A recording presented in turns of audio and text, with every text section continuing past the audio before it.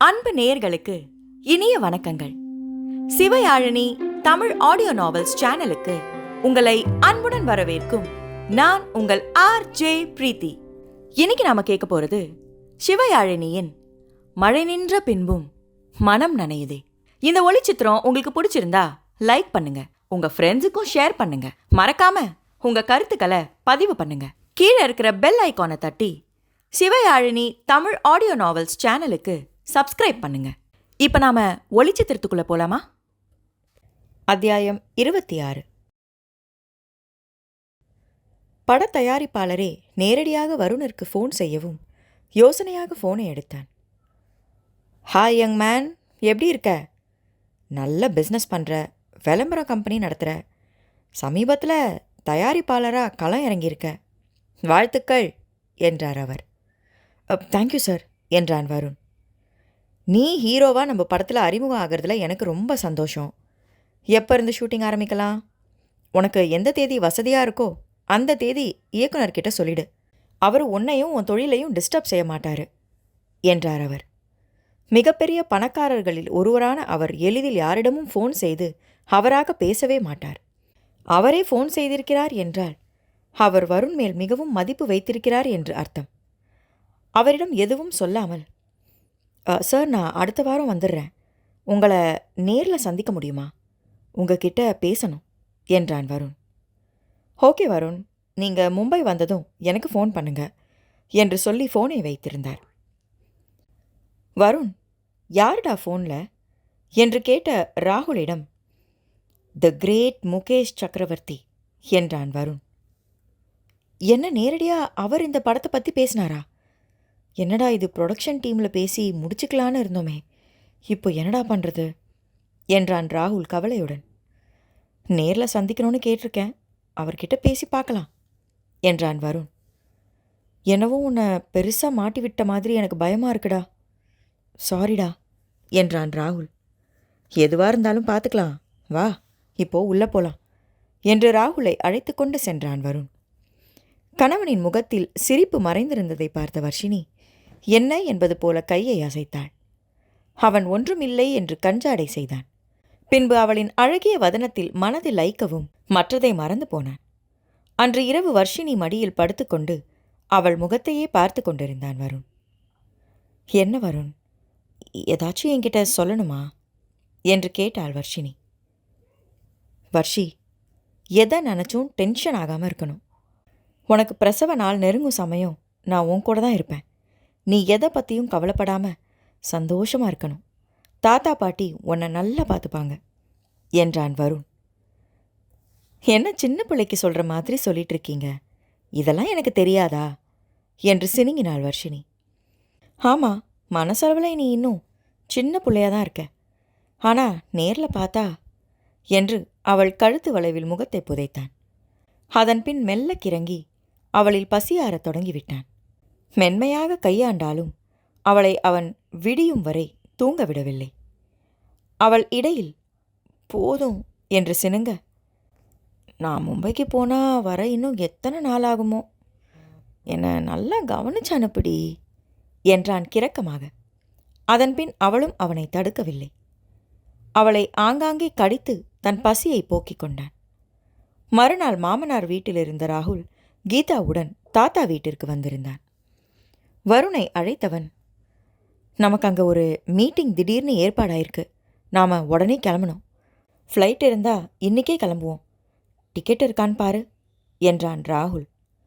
வருண் தன் மடிக்கணினியை உயிர்ப்பித்து அதை பார்த்து கொண்டிருக்க வர்ஷினி அனைவருக்கும் பழச்சாறு கொண்டு வந்து கொடுத்தாள்.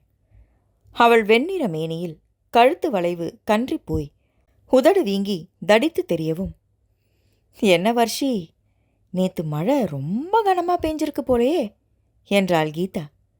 என்னவென்று புரியாமல் மூவரும் அவளை பார்க்க கீதா வர்ஷினியின் கழுத்தை காட்டி, அங்கங்க கன்னி போயிருக்கே, அதான் நேத்து வந்தது புயல் மழையான்னு கேட்டேன் என்றாள் கீதா கிண்டலாக.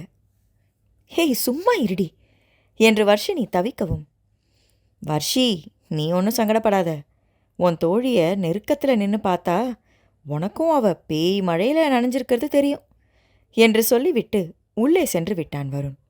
இப்போது கீதாவிற்கு சங்கடமாய் போய்விட, தேவையா இது உனக்கு என்பது போல மனைவியை கிண்டலாக பார்த்துவிட்டு ராகுல் வருண் சென்ற அறைக்குள் சென்றான். அவர்களுக்கு விமான டிக்கெட் கிடைத்துவிட அன்றே அவசரமாக இருவரும் மும்பைக்கு கிளம்பினர். வருண் தாத்தா பாட்டியிடம் மனைவியை பத்திரமாக பார்த்து கொள்ளும்படி பல முறை சொல்லிவிட்டு அவளின் நெற்றியிலும் வயிற்றிலும் முத்தம் வைத்துவிட்டு கிளம்பினான். வருண் ராகுலுடன் மும்பை சென்று சேர்ந்ததும் முக்கிய வேலைகளை செய்து முடித்தான். அதன் பிறகு முகேஷ் சக்கரவர்த்தியின் காரியதர்சிக்கு ஃபோன் செய்து தான் மும்பையில் இருப்பதாக சொல்லி அவரை சந்திக்க அப்பாயின்மெண்ட் வேண்டும் என்று கேட்டான். அடுத்த வாரம் சந்திப்பதாக சொல்லி ஒரு தேதியை கொடுத்தார். அதற்குள் வருண் மற்றும் திவ்யதர்ஷினி அந்த தயாரிப்பாளரின் படத்தில் சேர்ந்து நடிப்பதாக செய்திகள் வெளிவரத் தொடங்கிவிட்டன. வருண் பதட்டமடைந்தான். வர்ஷினி இதையெல்லாம் பார்த்தால் மறுபடியும் டென்ஷன் ஆகிவிடுவாள். கர்ப்பகாலத்தில் அவளுக்கு இது நல்லது இல்லை என்று உணர்ந்தவன் தாத்தாவிற்கு ஃபோன் செய்தான். தாத்தா, கொஞ்ச நாளைக்கு வர்ஷினியை சுற்றி ஆட்கள் இருக்கிற மாதிரி பார்த்துக்கோங்க. அவள் ஃபோனை பார்க்காத அளவுக்கு பிஸியாக வச்சுக்கோங்க. நான் ஃபோன் செய்யும்போது மட்டும் அவள் ஃபோனை எடுத்தால் போதும் என்றான் வருண். பத்ரி நாராயணன் என்ன பிரச்சனை என்று கேட்டதற்கு திவ்யதர்ஷினியுடன் அவன் நடிப்பதாக செய்தி வெளியாகி இருப்பதை கூறினான்.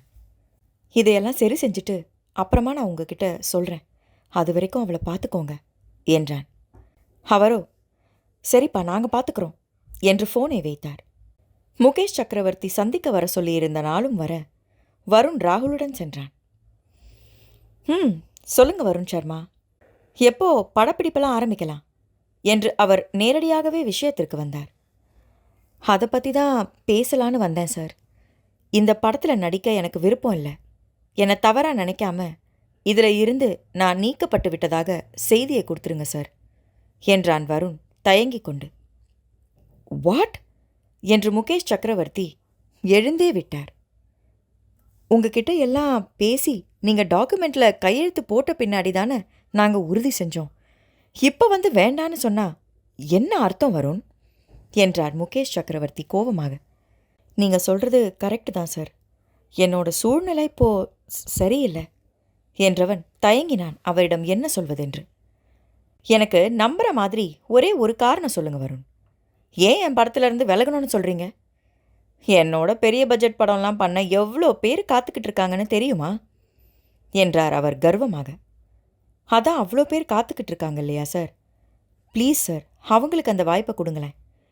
எனக்கு என் பிஸ்னஸை பார்க்கவே நேரம் சரியா இருக்கு என்றான் Varun. This is not the correct answer Varun. நான் உன்கிட்ட இதை எதிர்பார்க்கவே இல்லை. உன்கிட்ட என் டைரக்டர் பேசும்போது கையெழுத்து போடும்போது கூட நீ பிஸ்னஸ் மேன் தானே, நாங்கள் யாரும் உன்னை வற்புறுத்தலையே. கையெழுத்து போட்ட பின்னாடி தானே நாங்கள் நியூஸ் கொடுத்தோம். இப்போ மாத்தினா என் ப்ரெஸ்டீஜ் என்ன ஆகுறது என்று அவர் கோபமாக பேசிக்கொண்டே போனார். சார், நான் கையெழுத்து போட்டது தப்பு தான்.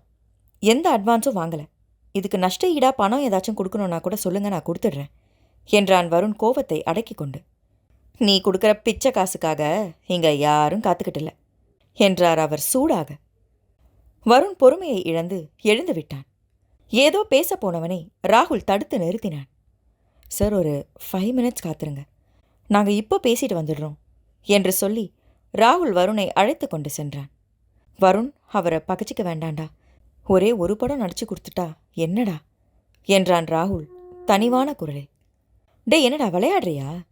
நான் மேடையில் ஒரு 5 நிமிஷம் அந்த திவ்யதர்ஷினி கூட நின்னதை பார்த்ததுக்கே வர்ஷினியால் தாங்கிக்க முடியல. ஒரு படம் எடுக்க எத்தனை நாள் ஆகும்? அது வரைக்கும் அவகிட்ட மறைக்க முடியுமா? இது மறைக்கக்கூடிய விஷயமா? இதனால் அவளுக்கோ குழந்தைக்கோ பாதிப்பு ஏற்பட்டா என்ன செய்யறது என்று கேட்டான் வருண். இது எல்லாமே என்னால் வந்தது தாண்டா, என்னை மன்னிச்சிடுறா மச்சான். இப்படி நேரடியாக இந்த மனுஷன் தலையிடுவார்னு நான் நினைக்கலடா.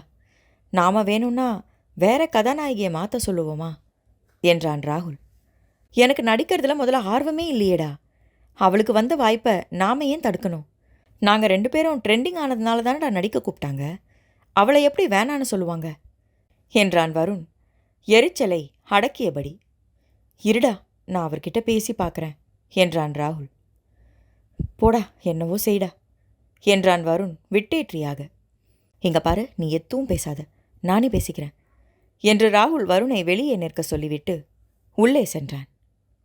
வருண் கூட ஜோடியா நடிக்க திவ்யதர்ஷினியை தானே ஒப்பந்தம் செஞ்சுருக்கீங்க. அவங்கள மாற்றிட்டு வேற கதாநாயகி போட முடியுமா சார் என்றான் ராகுல் மெதுவான குரலில். வேற கதாநாயகி எதுக்குப்பா? அந்த பொண்ணு வருணோட மச்சினி தானே. கேள்விப்பட்டேன், அவர் மனைவியோட சகோதரியாமே. 2 பேரும் ஒரே குடும்பம், எந்த பிரச்சனையும் இருக்காதே என்றார் ஒன்றும் புரியாதவராக. ஐயோ இல்லை சார், அதான் பிரச்சனையே. வருணோட மனைவிக்கு திவ்யதர்ஷினியோட சேர்ந்து நடிக்கிறது பிடிக்காது.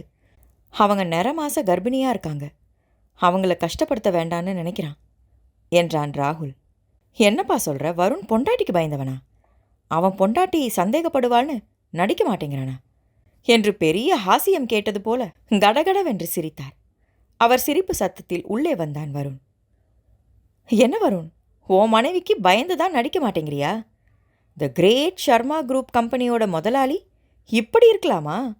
உன் மனைவி உன்னை சந்தேகப்பட்டா போடின்னு துரத்தி விடுவியா?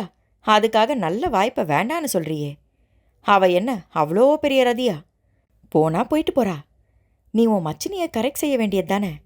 2 பேரும் ஒரே மாதிரி தானே இருக்காங்க என்று சொல்லிவிட்டு பெரிதான குரலில் சிரிக்கத் தொடங்கிவிட்டார். அதில் கோபம் தலைக்கேறி கண்கள் சிவந்து விட்டது வருணிற்கு. சட்டென அவர் அருகில் சென்று அவர் சட்டையை பிடித்து விட்டான். என்ன உன்னை மாதிரி தினமும் ஒருத்தி கூட சுத்திரவன் நினச்சியா? என் மனைவி யார் கூட நான் இருந்தாலும் என்னை சந்தேகப்பட மாட்டா. அந்த திவ்யதர்ஷினி எங்களோட வாழ்க்கையை அழிக்க பார்த்தவ. அதுக்கு தான் அவளோட எந்த சந்திப்பையும் தவிர்க்க விரும்புகிறேன். உன்னோட படத்தில் நடிக்க முடியாது, உன்னால் ஆனதை பார்த்துக்கோ என்று அவரை தள்ளிவிட்டு அறையை விட்டு வெளியேறினான். அவன் பின்னாடியே வந்த ராகுல், வருண் அவசரப்பட்டுட்டியேடா, அவர் பெரிய மனுஷன், அவர்கிட்ட எதுக்குடா பிரச்சனை என்று முடிக்கும் முன் அவன் கன்னத்தில் அரைந்திருந்தான் வருண். உன்னை யாருடா என்னோட பர்சனல் விஷயத்தை அவன்கிட்ட சொல்ல சொன்னது? எல்லா பிரச்சனைக்கும் நீதாண்டா காரணம். என் கண்ணு முன்னாடி வந்துடாத என்று அவனிடம் அடிக்குரலில் கர்ஜித்தவன் அவனை அப்படியே அங்கேயே விட்டுவிட்டு காரில் சென்று விட்டான். மழை வரும். அத்தியாயம் 27. வருண் அப்படியே ராகுலை விட்டுவிட்டு சென்றதை ராகுலால் தாங்கிக் கொள்ளவே முடியவில்லை. இதுவரையில் வருண் அவனிடம் இப்படி நடந்து கொண்டதே இல்லை. சிறு வயதிலிருந்து ஒன்றாக வளர்ந்தவர்கள். ஒருவரை ஒருவர் கலாய்த்து பேசிக்கொள்வார்களே தவிர சண்டையிட்டு பேசிக்கொள்ளாமல் இருந்ததே இல்லை. அவன் அடித்தது கூட வலிக்கவில்லை. கண் முன்னாடி வராதே என்று சொல்லிவிட்டானே என்று கண் கலங்கியது. கால் போன போக்கில் நடந்தவன் சுய ஆராய்ச்சியில் ஈடுபட்டான். முதலில் திவ்யதர்ஷினியை நண்பன் தேடும் பெண் அவள்தான் என்று தவறாக நினைத்து அவனுக்கு அறிமுகம் செய்து வைத்தது ராகுல் தானே. முதல் கோணல் முற்றிலும் கோணல் என்று அதிலிருந்து அவனுக்கு பிரச்சனை தானே. இப்பொழுது படத்தில் நடிக்க ஒத்துக்கொண்டதாக கையெழுத்து போட சொன்னதும் அவன்தானே. நண்பனின் பேச்சை கேட்டு அப்படியே கையெழுத்து போட்டு விட்டான் வருண். இப்போது அதனால்தானே அவனுக்கு இந்த பிரச்சனை எல்லாம். நண்பனின் எல்லா பிரச்சனைகளுக்கும் தானே காரணம் என்று மனம் வெதும்பினான். இரவு வெகுநேரம் கழித்தே தன் ஃப்ளாட்டிற்கு சென்றான். இரவு முழுவதும் தூங்காமல் வேதனையில் மனக்குழப்பத்தில் இருந்தான். விடியும்போதுதான் உறங்கினான். மறுநாள் காலை வெகுநேரம் தாமதமாக எழுந்தவன் ஆஃபீஸிற்கு போகும் எண்ணமே இல்லாமல் படுத்திருந்தான். ராகுலிடமிருந்து இரவு எந்த ஃபோனும் வரவில்லை. காலையிலும் எந்த ஃபோனும் வரவில்லை என்றதும் கீதா ராணி கணவனுக்கு ஃபோன் செய்தாள்.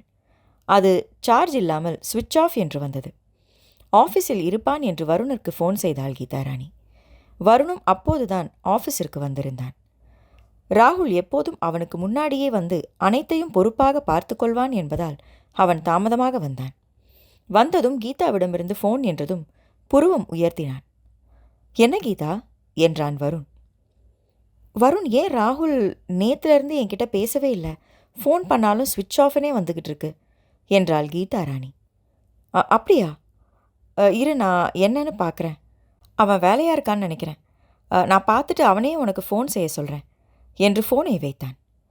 அங்கிருந்த ஆஃபீஸ் பாயிடம் ராகுலை தன் அறைக்கு வர சொல்லுமாறு கூறி செல்ல எத்தனித்தவனை, சார், அவர் இன்னைக்கு ஆஃபீஸ்க்கு வரல என்ற ஆஃபீஸ் பாயின் குரல் தடுத்து நிறுத்தியது.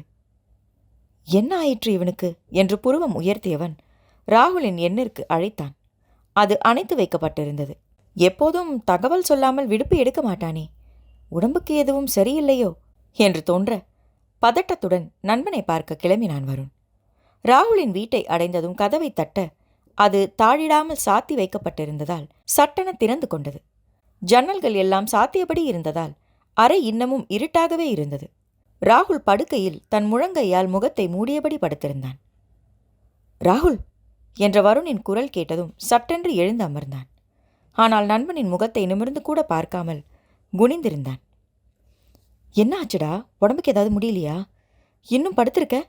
எனக்கு ஒரு ஃபோன் செய்யக்கூடாதா? வா, முதல்ல ஹாஸ்பிட்டலுக்கு போலாம் என்றான் வருண்.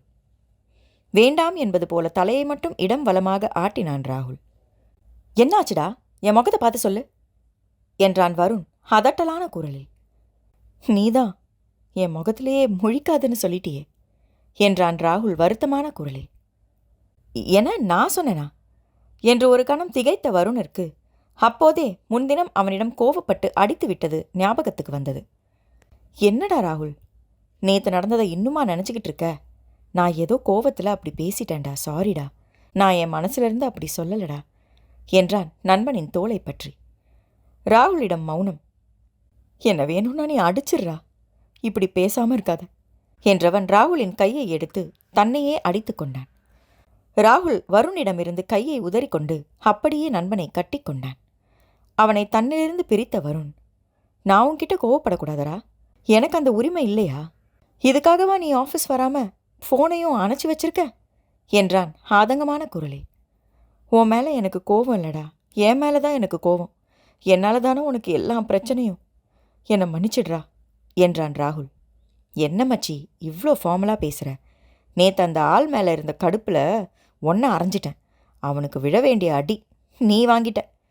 ஏதோ பெரிய மனுஷன்னு நேரில் போய் விளக்கம் தந்தா ரொம்ப ஓவராக பேசுகிறான். நாம் என்ன அட்வான்ஸ் பணமாக வாங்கியிருக்கோம்? விட்றா, அவன் எது வரைக்கும் போகிறான்னு பார்த்துக்கலாம் என்றான் வருண். இல்லைடா, ஆரம்பத்தில் திவ்யதர்ஷினியை உனக்கு அறிமுகம் செஞ்சது நான் தான். என்னால் தானே நீ அந்த பட ஒப்பந்தத்தில் கையெழுத்தும் போட்ட. எல்லா பிரச்சனைக்கும் நான் தாண்டா காரணம் என்றான் ராகுல் எங்கோ பார்த்தபடி. டேய், எது நடக்கணுமோ அது நன்றாக நடந்தது. எது நடக்குமோ அது நன்றாகவே நடக்கும். இதில் நீ வெறும் பொம்மை தாண்டா. நான் உன்னை போல எல்லாம் யோசிக்கவே இல்லை. அவன் வர்ஷினியை பேசினது எனக்கு கோவம் வந்துருச்சு. நீ அவன்கிட்ட நான் நடிக்கிறது வர்ஷினிக்கு பிடிக்காதுன்னு நீ சொல்லியிருக்கக்கூடாதுன்னு தோணுச்சு. அதனால் உன் மேலே சட்டுன்னு கோவப்பட்டேன். நான் அதை அப்படியே மறந்தும் போயிட்டேன். நீ இவ்வளோ ஆழமாக யோசித்து வருத்தப்படுவேன்னு தெரிஞ்சிருந்தா நேற்று நைட்டே நான் உன்கிட்ட பேசியிருப்பேன்டா என்றான் வருண். மேலும் வருண் ராகுலிடம் தொழில் பற்றிய விஷயங்களை பேசிக்கொண்டே இருக்கவும் அவனும் சகஜமாக பேசத் தொடங்கிவிட்டான். சற்று நேரம் கழித்தே வருணிற்கு கீதா ஃபோனில் அழைத்தது நினைவில் வர ராகுலிடம் தகவலை சொன்னான். அதன் பிறகு இருவரும் அவரவர் மனைவியுடன் ஃபோனில் பேசினர். மகேஷ் சக்கரவர்த்தி மிகுந்த கோபத்துடன் இருந்தார். தன் காரியதரிசியை அழைத்து வருண் சர்மாவை அவராகவே படத்திலிருந்து நீக்கிவிட்டதாக செய்தி கொடுக்க சொன்னார். அவன் நேர்மையானவன் இல்லை என்று பல அவதூறுகளை அதற்கு காரணமாக சொல்ல சொன்னார். செய்தியை பார்த்ததும் கடுப்பாகிவிட்டாள் திவ்யதர்ஷினி. விசாரித்ததில் இந்த வாய்ப்பை வேண்டாம் என்று மறுத்தது வருண்தான் என்றனர் நம்பத்தகுந்த ஆட்கள். கொதித்து போனாள் திவ்யதர்ஷினி.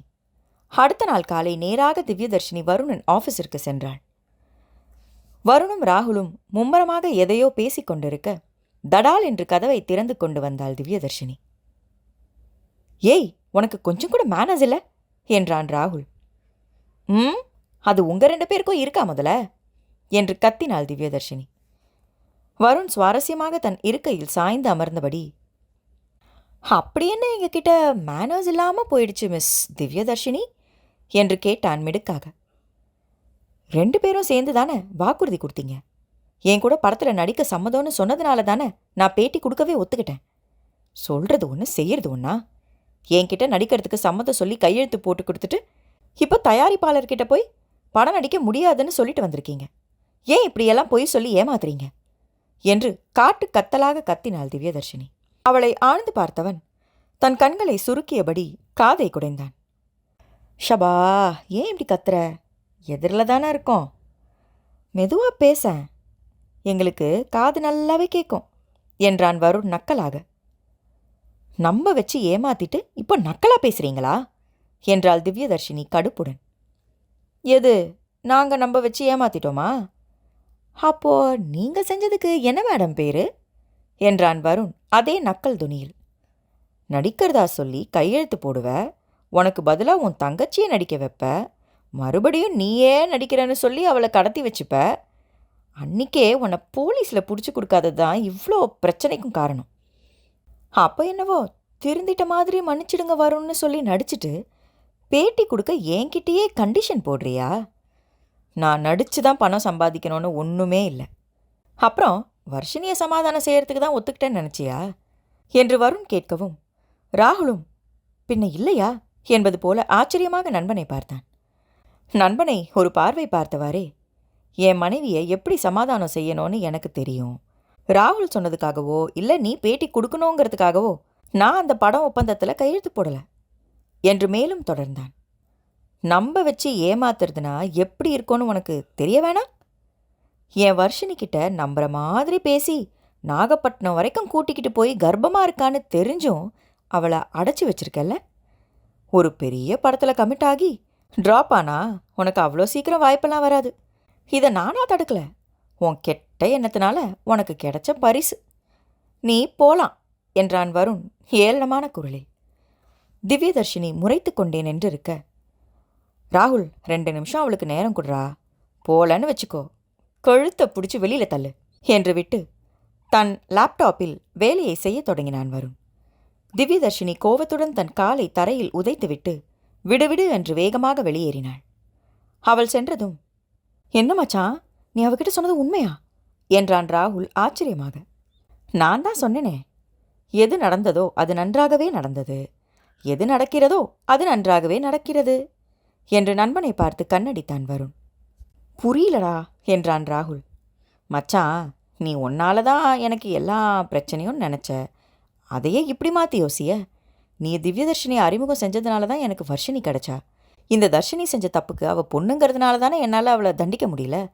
ஆனால் நீ ஏற்படுத்தி தந்தது தானே இந்த பட வாய்ப்புக்கான ஒப்பந்தம். இதில் கையெழுத்து போடும்போதே நான் முடிவு பண்ணிட்டேன், இந்த ஒப்பந்தத்தை மீறினா பிரச்சனை எந்த அளவுக்கு போனாலும் அவ கூட படத்தில் நடிக்கிறதே இல்லைன்னு. அதனால் நீ எனக்கு நல்லது தானே மச்சி செஞ்சிருக்க என்று நண்பனை கட்டி ஆற தழுவி கொண்டான் வருண். இருவர் மனதிலும் முஸ்தபா பாடல் ஒலித்தது. இருவருமே அந்த மணித்துளிகளை ரசித்தனர். வெளியே சென்ற திவ்யதர்ஷினிக்கு கோபம் தலைக்கேறியது. அவனுடன் படத்தில் நடிக்க எப்படியெல்லாம் கனவு கண்டிருந்தாள். இப்பொழுது அனைத்தும் ஒன்றுமில்லாமல் போய்விட்டது. இனி அவள் எதிர்காலம்தான் என்ன? அந்த படத்தை தானே மலை போல நம்பியிருந்தாள். வருண் நடிக்கவில்லை என்றதும் அவளையும் அந்த தயாரிப்பாளர் வேண்டாம் என்று சொல்லிவிட்டிருந்தார். எப்படியாவது பழிவாங்க வேண்டும் என்று மனது பரபரத்தது. என்ன செய்யலாம் என்று யோசித்தபடி தன் போனை பார்த்து கொண்டிருந்தாள். அதில் வருண் சர்மாவும் திவ்யதர்ஷினியும் இணைந்து ஒரு படம் நடிக்கப் போவதாக மூவிங் போஸ்டரில் ஒரு டீசர் வெளியாகியிருந்தது. அந்த படம் ரத்து செய்யப்பட்டுவிட்டது என்று மற்றொரு வீடியோவும் வந்திருந்தது. முதல் வீடியோவை வேதவர்ஷினியின் வாட்ஸ்அப் எண்ணிற்கு அனுப்பினாள். மழை வரும். அத்தியாயம் 28. வேதவர்ஷினி தாத்தா பாட்டியின் கவனிப்பிலும் கீதாவின் பெற்றோரின் கவனிப்பிலும் சந்தோஷமாக இருந்தாள்.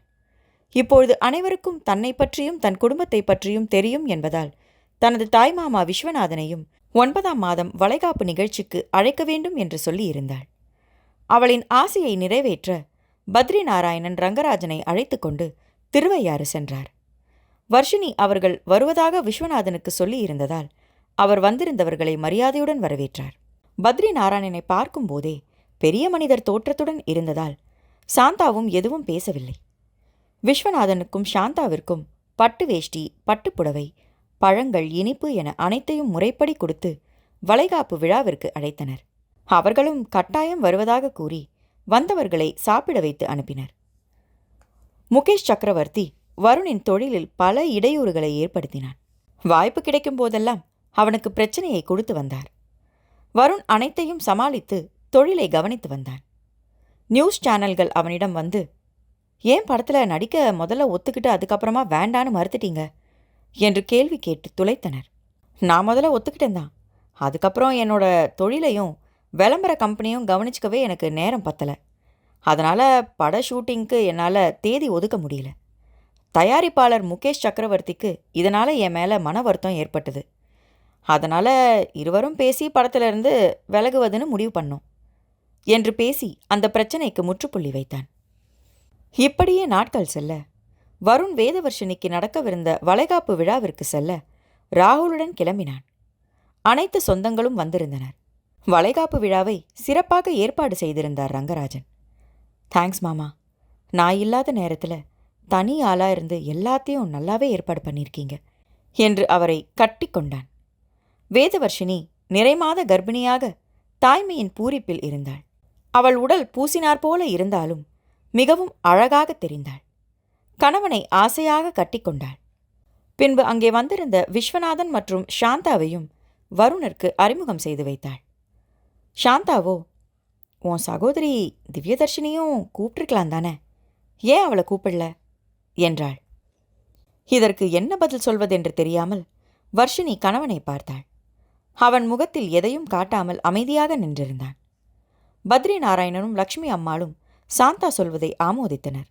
ஆமா வருண், என்ன ஆனாலும் வர்ஷினி கூட பிறந்தவ அந்த திவ்யதர்ஷினி. அவளை நாம் அழைச்சிருக்கலாம். முடிஞ்சா இப்போவே ஃபோன் செஞ்சு பேசு, இல்லைன்னா விழா முடிஞ்சதும் பேசு. அவளுக்கு எப்போ வர வசதிப்படுமோ அப்போ அவளை வர சொல்லு என்றார் பத்ரி நாராயணன். வருண் பதில் எதுவும் சொல்லாமல் அமைதியாக நின்றிருந்தான். என்ன வருண், அந்த பொண்ணு நம்ம உறவுக்கார பொண்ணு தானே என்றார் பத்ரி நாராயணன். தாத்தா, இதை பற்றி நாம் அப்புறம் பேசலாம் என்றான் வருண் அழுத்தமான குரலில். அவனை ஆழ்ந்து ஒரு முறை பார்த்துவிட்டு தாத்தா அமைதியாகிவிட்டார். 9 வகை உணவு பதார்த்தங்களை சமைத்து எடுத்து வந்தார் சிவகாமி அம்மாள். தாய் வீட்டு சீதனமாக தட்டு வரிசை தங்க வளையல்கள் என்று வேதவர்ஷினிக்கு பார்த்து பார்த்து செய்தார். ஒரு தாய் ஸ்தானத்திலிருந்து அவர் அனைத்தையும் செய்ததால் வர்ஷினி அவரை அம்மா என்றும் ரங்கராஜனை அப்பா என்றும் உரிமையுடன் அழைக்கத் தொடங்கியிருந்தாள். வர்ஷி, உன் ஃபோனை கூட, நான் எல்லாரையும் ஃபோட்டோ எடுக்கிறேன். என் ஃபோனில் சார்ஜே இல்லை என்றாள் கீதா. விழா சிறப்பாக நடந்து கொண்டிருந்தது. வந்தவர்களை வருணும் ராகுலும் கவனித்து கொண்டிருந்தனர். கேமராமேன் ஃபோட்டோ எடுத்தாலும் கீதா வர்ஷினியின் ஃபோனில் ஃபோட்டோக்களை எடுத்தாள். விழா முடிந்து ஒவ்வொருவராக விடை பெற வந்தவர்களுக்கு வருண் நன்றி சொல்லி தாம்பூலம் மற்றும் பரிசு கொடுத்து கொண்டிருந்தான். வர்ஷினி ஓய்வெடுக்க தன் அறைக்குள் சென்றாள்.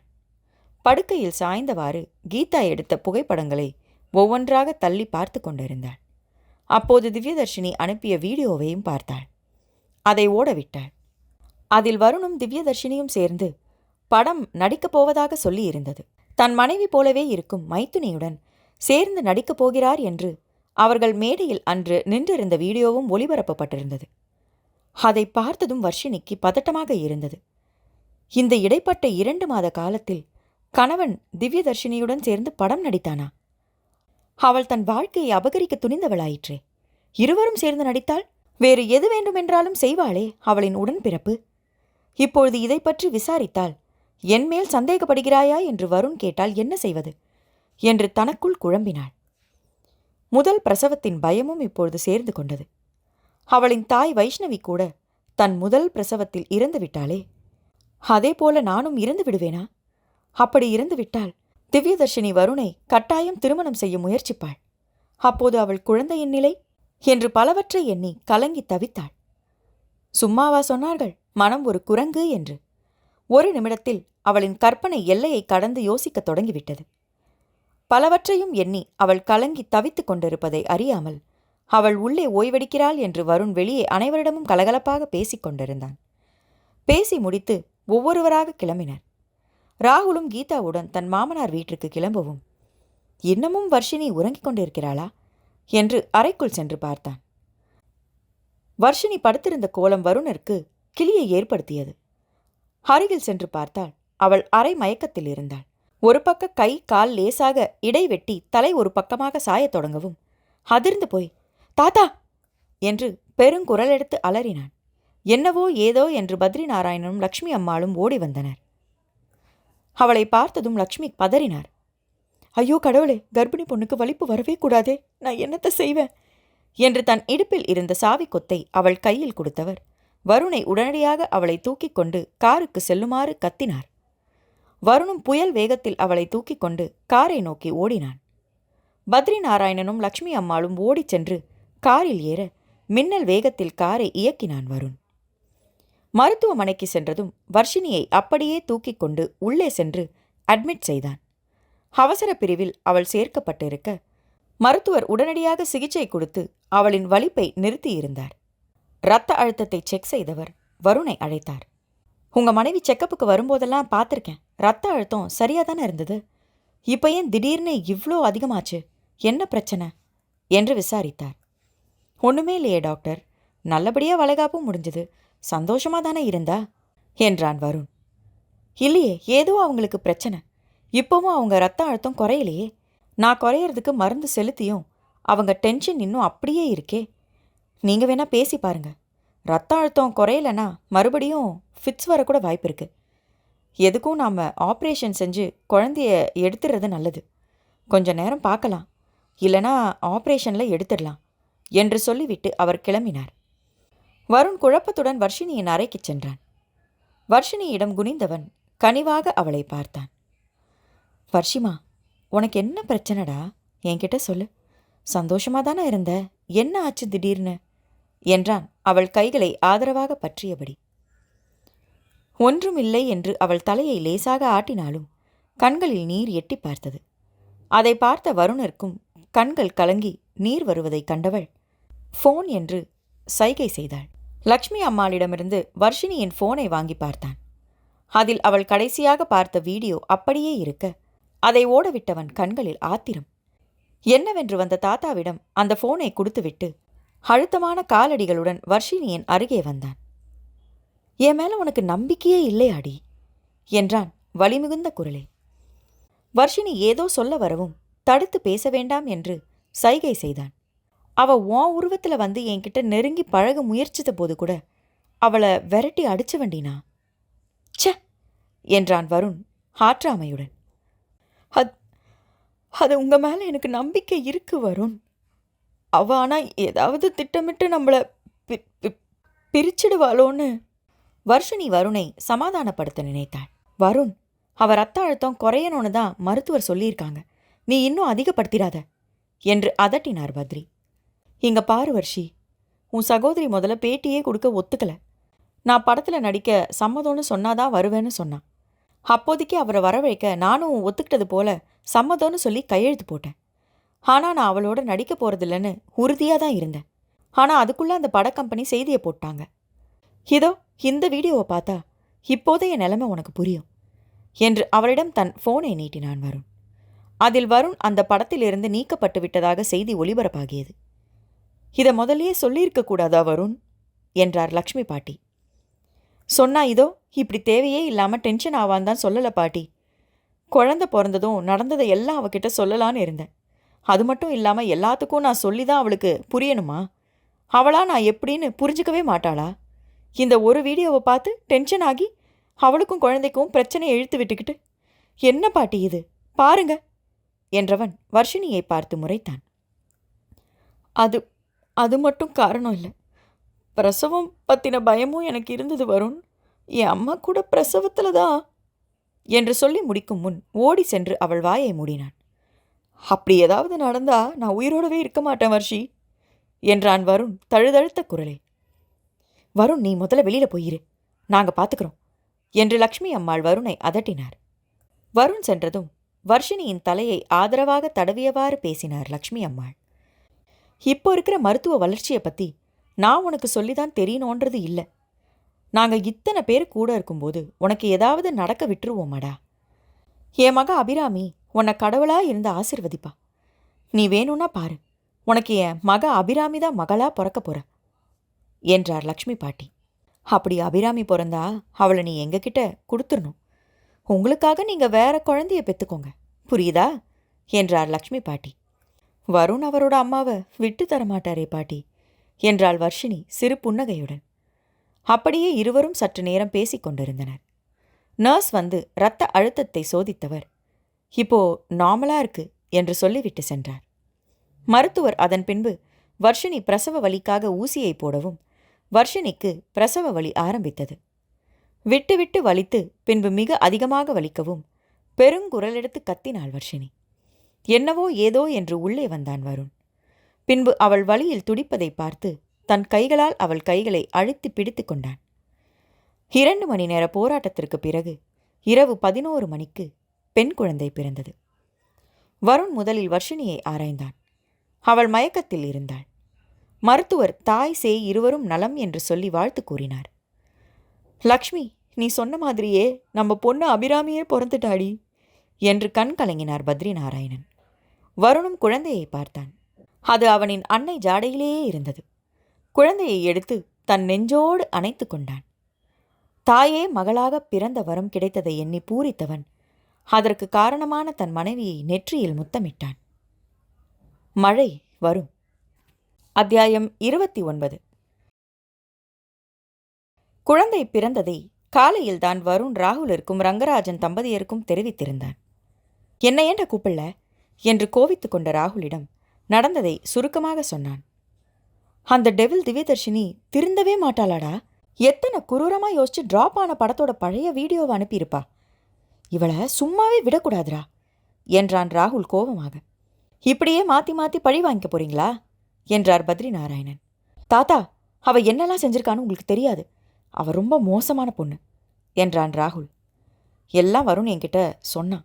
வர்ஷினி அவ கடத்தி வச்சிருந்ததை கண்டுபிடிச்சு நீங்கள் அவளை கூட்டிக்கிட்டு வரும்போது அந்த பொண்ணு திவ்யதர்ஷினி உங்ககிட்ட மன்னிப்பு கேட்டாதானே? அப்போவே மன்னிச்சு அவளை நீங்கள் ஏற்றுக்கிட்டு இருந்தா இந்த பிரச்சனையே வந்திருக்காதுல்ல என்றார் பத்ரி நாராயணன். என்ன, அவள் என் பொண்டாட்டி கர்ப்பம்னு தெரிஞ்சும் கடத்தி வச்சிருப்பா. அவளை உடனே அப்படியே மன்னிச்சு ஏற்றுக்க முடியுமா தாத்தா என்றான் வருண். கொஞ்சம் அவ நிலைமையில இருந்து அவளை பற்றி யோசி வருண். வர்ஷினி தாத்தா பாட்டியோட அரவணைப்பில் நல்லது கெட்டது எல்லாம் சொல்லி வளர்க்கப்பட்ட பொண்ணு. ஆனால் திவ்யதர்ஷினி அப்படி இல்லையே. அவள் அப்பா வளர்ப்பில் வளர்ந்தவ. அவரும் அவளை ஹாஸ்டலில் விட்டுட்டு விலகியே வாழ்ந்திருக்காரு. அதனால தான் பாசம் நேசங்கிறதே அவளுக்கு இல்லை. பணத்தையே குறியாக நினச்சி வளர்ந்துருக்கா. அது மட்டும் இல்லாமல் தனக்கு கிடைக்க வேண்டிய வாழ்க்கை தான் சகோதரிக்கு கிடச்சிருச்சு. இனி தன்னோட வாழ்க்கை எப்படி அமையுமோங்கிற பாதுகாப்பற்ற உணர்வும் அவகிட்ட இருந்திருக்கும். தனியாக வாழ்கிற அவள் வாழ்க்கைக்கு பணம்தான் பாதுகாப்புன்னு பணத்திற்காக அலைஞ்சிருக்கா. அவளோட நேரம் அவளுக்குன்னு கிடைச்ச பெரிய பட வாய்ப்பும் போயிடுச்சு என்று பத்ரி நாராயணன் பேசிக்கொண்டே போக இடைமறைத்தான் ராகுல். தாத்தா, நீங்கள் என்ன அவளோட வக்கீல் போல அவளுக்கு வக்காலத்து வாங்கி பேசிக்கிட்டு இருக்கீங்க? அவளோட குணத்தை பற்றி உங்களுக்கு தெரியாது தாத்தா என்றான் ராகுல் கிண்டலாக. தாத்தாவிடம் கிண்டலாக பேசியதால் வருண் ராகுலை முறைத்தான். இதையெல்லாம் வர்ஷினியும் கேட்டுக்கொண்டிருந்தாள். அவன் நிலைமை புரியுது தாத்தா. அதுக்குன்னு அவ நம்மளை பழி வாங்கிக்கிட்டு இருந்தா நாம் என்ன செய்ய முடியும் சொல்லுங்க என்றான் வருண். அவளுக்கு நாம இருக்கோன்னு உணர்த்தணும். அவ நலன் காக்க ஒரு குடும்பம் இருக்குன்னு அவளுக்கு தெரியணும். அன்பை காட்டிப்பாரு, கண்டிப்பா அவ திருந்துவா என்றார் அந்த பெரிய மனிதர். பாம்புன்னு தெரிஞ்சும் பால் வாக்க சொல்றீங்க என்று மீண்டும் பேசிய ராகுலை பேச வேண்டாம் என்று சைகை செய்தான் வருண் மிரட்டும் துணியில். திவ்யதர்ஷினி கூட நான் மேடையில் நின்று பேசின வீடியோ, அப்புறம் அந்த படத்தில் நான் நடிக்க போகிறதா வந்த வீடியோ, இந்த 2 வீடியோவும் பார்த்து உங்கள் பேத்தி செஞ்ச அலப்பறையை பார்த்தீங்க தானே தாத்தா? 2 பேருக்கும் நடுவில் நான் தான் மாட்டிக்கிட்டு முழிக்கணும். நான் எங்க அவகிட்ட சாஞ்சிருவேனோன்னு என்று மனைவியை ஓரக்கண்ணால் பார்த்தான். அவள் முறைக்கவும், இல்லை அவ எங்க என்ன சாச்சிடுவாளோன்னு ஏற்கனவே என் பொண்டாட்டி வயிற்றில் நெருப்பை கட்டிக்கிட்டு இருக்கா. நீங்கள் வேற குதூகலமாக போயிட்டு இருக்கிற என் குடும்ப வாழ்க்கையில் கும்மி அடிச்சுட்டு போயிடாதீங்க தாத்தா என்றான் வருண் பாவம் போல.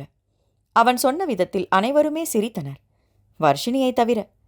2 நாட்களுக்கு பிறகு வர்ஷினி டிஸ்சார்ஜ் செய்யப்பட்டு மருத்துவமனையிலிருந்து கணவனுடன் வீட்டிற்கு சென்றாள். தாயையும் சேயையும் கண்ணும் கருத்துமாக பார்த்து கொண்டனர் சிவகாமியும் லக்ஷ்மி அம்மாளும். வருணை அவள் பக்கத்திலேயே அவர்கள் விடவில்லை. கொஞ்சம் தனிமை கிடைத்ததும், வர்ஷி, எப்படி மழை வரும் என்றான் ஆதங்கத்துடன். தெரியலையே, இருங்க பாட்டியை கேட்டு சொல்கிறேன் என்றாள் குறும்பாக அவனை பார்த்து சிரித்து கொண்டே. ஒன்னும் கேட்க வேண்டாம் என்று அவன் பொய்யாக கோவித்து கொண்டு தன் அறைக்குள் சென்றான். குழந்தைக்கு பெயர் சூட்டும் விழா ஏற்பாடு செய்ய நாள் குறித்து கொண்டு வந்தார் பத்ரி நாராயணன். வருணை அழைத்தவர், என்ன வருண், குழந்தைக்கு அபிராமின்னு பேர் வச்சிடலாமா, இல்லை வேற ஏதாவது யோசிச்சு வச்சிருக்கீங்களா 2 பேரும் என்று இருவரையும் பார்த்தார். வருண் வர்ஷினியை பார்த்தபடி, அபிநவின்னு வைக்கலாம் தாத்தா. என்னோட அம்மாவோட முதல் பாதியும் வர்ஷினியோட அம்மாவோட வைஷ்ணவிங்கிற பெயரில் இருக்கிற இறுதி பகுதியையும் சேர்த்து அபிநவின்னு வைப்போம். நீங்கள் அபின்னு கூப்பிடுங்க என்றான். அந்த பேருக்கு என்ன அர்த்தம் வருண் என்றார் லக்ஷ்மி பாட்டி. எப்போதும் புதுசு, கிரியேட்டிவ்ங்கிற பொருள்படவும் இருக்கு. எங்கள் 2 பேரோட அம்மாவையும் நினைவுபடுத்துகிற வகையிலையும் இருக்கு என்றான் வருண். என்ன வர்ஷி, உனக்கு பிடிச்சிருக்கா என்றான் வருண். ரொம்ப பிடிச்சிருக்கு வருண் என்றவள் சற்று தயங்கி, வருண், இந்த பேர் சூட்டு விழாவிற்கு திவ்யதர்ஷினியும் கூப்பிடலாமா என்றாள் வர்ஷினி தயங்கிய குரலில். அனைவரும் அவளை ஆச்சரியமாக பார்த்தனர். வருண் தன் காதுகளையே நம்ப முடியாமல், என்ன சொல்கிற வர்ஷி, எல்லாம் புரிஞ்சுதானே பேசுகிற? அன்னைக்கு தாத்தா சொன்னாரேன்றதுனால நீ யோசிக்காத. உனக்கு விருப்பமில்லாத எதையும் நீ செய்ய வேண்டாம் என்று எந்த கட்டாயமும் இல்லை என்றான் வருண். இல்லை, நான் நல்லா யோசிச்சு தான் சொல்கிறேன். தாத்தா சொன்ன மாதிரி அவளோட உறவா நாம் இருக்கோன்னு அவளுக்கு உணர்த்துவோம். அவ மாறுவான்னு எனக்கு நம்பிக்கை இருக்கு வருண் என்றாள் வர்ஷினி தெளிவாக. அவள் உறுதியை கண்ட வருண் தோளை குலுக்கினான். ஓ இஷ்டம், அதுக்கப்புறம் ஏதாவது பிரச்சனைன்னா அதை நீதான் சமாளிக்கணும் என்றான். சம்மதமாக தலையை ஆட்டிவிட்டு திவ்யதர்ஷினிக்கு ஃபோன் செய்தாள் வேதவர்ஷினி. வேதவர்ஷினியிடமிருந்து ஃபோன் வந்ததும் ஆச்சரியமாக இருந்தது திவ்யதர்ஷினிக்கு. ஒருவேளை வீடியோ அனுப்பியதற்கு தான் ஏதாவது பேசுவாள் என்று எண்ணியபடி ஃபோனை எடுத்தாள். தர்ஷி என்று வர்ஷினி மென்மையாக அழைக்கவும், சொல்லு என்றாள் தர்ஷினி. எனக்கு பொன் குழந்தை பிறந்திருக்கு. அடுத்த வாரம் வெள்ளிக்கிழமை பேர் சூட்டு விழா வச்சிருக்கோம். நீ கட்டாயம் வரணும் என்றாள். என்ன திடீர்னு என்ன கூப்பிடுற என்றாள் தர்ஷினி குழப்பத்துடன். நியாயமாக பார்த்தால் அவள் திட்டி தீர்க்க வேண்டும். ஆனால் விழாவிற்கு அழைக்கிறாளே. என்னை விழாக்கு கூப்பிட்டு என்ன அசிங்கப்படுத்த ஏதாவது திட்டம் போட்டிருக்கீங்களா நீயும் உன் புருஷனும் என்றாள் மனதில் நினைத்ததை ஒழிக்காமல். சேச்ச, அப்படியெல்லாம் இல்லை தர்ஷி. எனக்குன்னு இருக்கிற ஒரே ரத்த உறவு நீதானே. நான் எப்போதும் உன் உறவை வேணும்னு தான் நினைக்கிறேன். இடையில என்னென்னவோ நடந்துருச்சு. எல்லாத்தையுமே மறந்துடலாம். எனக்காக வாயேன் தர்ஷி. என் மகளுக்கு ஒரு சித்தி இருக்காங்கிறது எல்லாருக்கும் தெரிய வேண்டாமா என்றாள் வர்ஷினி. என்ன திடீர்னு ஓவர் சென்டிமெண்ட்டாக பேசுறியே, எனக்கு எதுவும் சரியா படலையே என்றாள் தர்ஷினி நம்பாத குரலில். என்ன தர்ஷி, இப்படியெல்லாம் நீ பேசுகிற? நான் என்ன பண்ண போகிறேன் உன்னை? உனக்கு என் மேலே நம்பிக்கை இருந்தால் கண்டிப்பாக பேர் சூட்டு விழாவுக்கு வா. நான் உனக்காக காத்துக்கிட்டு இருப்பேன் என்று சொல்லி ஃபோனை வைத்து விட்டாள் வேதவர்ஷினி. திவ்யதர்ஷினிக்கு குழப்பமாக இருந்தது. போவதா வேண்டாமா? வெள்ளிக்கிழமை அன்று வெளியே இருந்த நிலத்தில் பிரம்மாண்டமாக மேடை அமைத்து நீண்ட பந்தலிட்டு வழியெல்லாம் பூச்செடிகளை வைத்து மங்கள வாத்தியங்கள் எல்லாம் ஏற்பாடு செய்து அமர்க்கலப்படுத்தி இருந்தார் பத்ரிநாராயணன். என்ன தாத்தா இது, என் திருமணத்தை விட அதிகமாக செலவழிச்சிருக்கீங்க. வெறும் பேர் சூட்டு விழாதானே, எதுக்கு தாத்தா இவ்வளோ ஆடம்பரம் என்று கேட்டான் வருண். என் மக அபியோட வரவு எனக்கு ரொம்ப முக்கியம். பாத்தியா இல்லையா, என் பேத்தி அப்படியே உன் அம்மா போலவே இருக்கா. அது மட்டும் இல்லாமல் விழாவுக்கு பெரிய ஆட்களையெல்லாம் கூப்பிட்டுருக்கேன். அவங்களுக்காகவும் தான் இந்த ஆடம்பரம் என்றார் பத்ரி. பெரிய ஆட்களை எதற்கு அழைத்திருப்பார் என்ற கேள்வி தோன்றினாலும் அதை பற்றி எதுவும் கேட்காமல் தன் வேலையை பார்க்க தொடங்கினான் வருண். விழா தொடங்கும் நேரம் அனைவரும் அமர்ந்திருக்க வர்ஷினி வாசலையே பார்த்திருந்தாள். அவள் எதிர்பார்ப்பை பொய்யாக்காமல் திவ்யதர்ஷினி ஒரு பெரிய பார்சலுடன் டாக்ஸியில் இருந்து இறங்கினாள். அவளை பார்த்ததும் அங்கிருந்த அனைவரும் அவர்களுக்குள் பேசி சலசலத்துக் கொண்டிருந்தனர். என்ன லக்ஷ்மி அம்மா, இந்த பொண்ணு என்ன உங்க மருமக பொண்ணு மாதிரியே இருக்கா? இவ யாரு என்றாள் ஒரு பெண்மணி சத்தமாக. இருங்க பாட்டி, நான் சொல்றேன் என்று லக்ஷ்மி பாட்டியை தடுத்தவள், அக்கா, இது என் கூட பிறந்த சகோதரி. நாங்க 2 பேரும் ரெட்டையா பிறந்தவங்க. இவ மும்பையிலே வளர்ந்து பெரிய மாடல் ஆயிட்டா. ஒரு சினிமா படத்தில் நடிச்சுக்கிட்டு இருந்ததுனால என் திருமணத்துக்கு அவளால் வர முடியல. அதனால தான் என் குழந்தைய பார்க்க இப்போ வந்திருக்கா என்றாள் வர்ஷினி சத்தமான குரலில். அதில் அனைவரும் திருப்தி அடைந்து, 2 பேரும் ஒரே மாதிரி இருக்கீங்க, உன் சகோதரிக்கும் சீக்கிரமே திருமணம் நடக்கட்டும் என்று வாழ்த்தினர். வேதவர்ஷினி திவ்யதர்ஷினிக்கு ராஜ உபச்சாரம் ஏற்பாடு செய்திருந்தாள். அவள் வந்ததும் அவளுக்கு முதல் வரிசையில் இடம் அளிக்கப்பட்டு காற்றாடி அவள் புறமாக திருப்பப்பட்டு பழரசம் கொண்டு வரப்பட்டது. பத்ரிநாராயணனும் லக்ஷ்மி அம்மாவும் அவளிடம் நலம் விசாரித்தனர். திவ்யதர்ஷினிக்கு கூச்சமாக போய்விட்டது.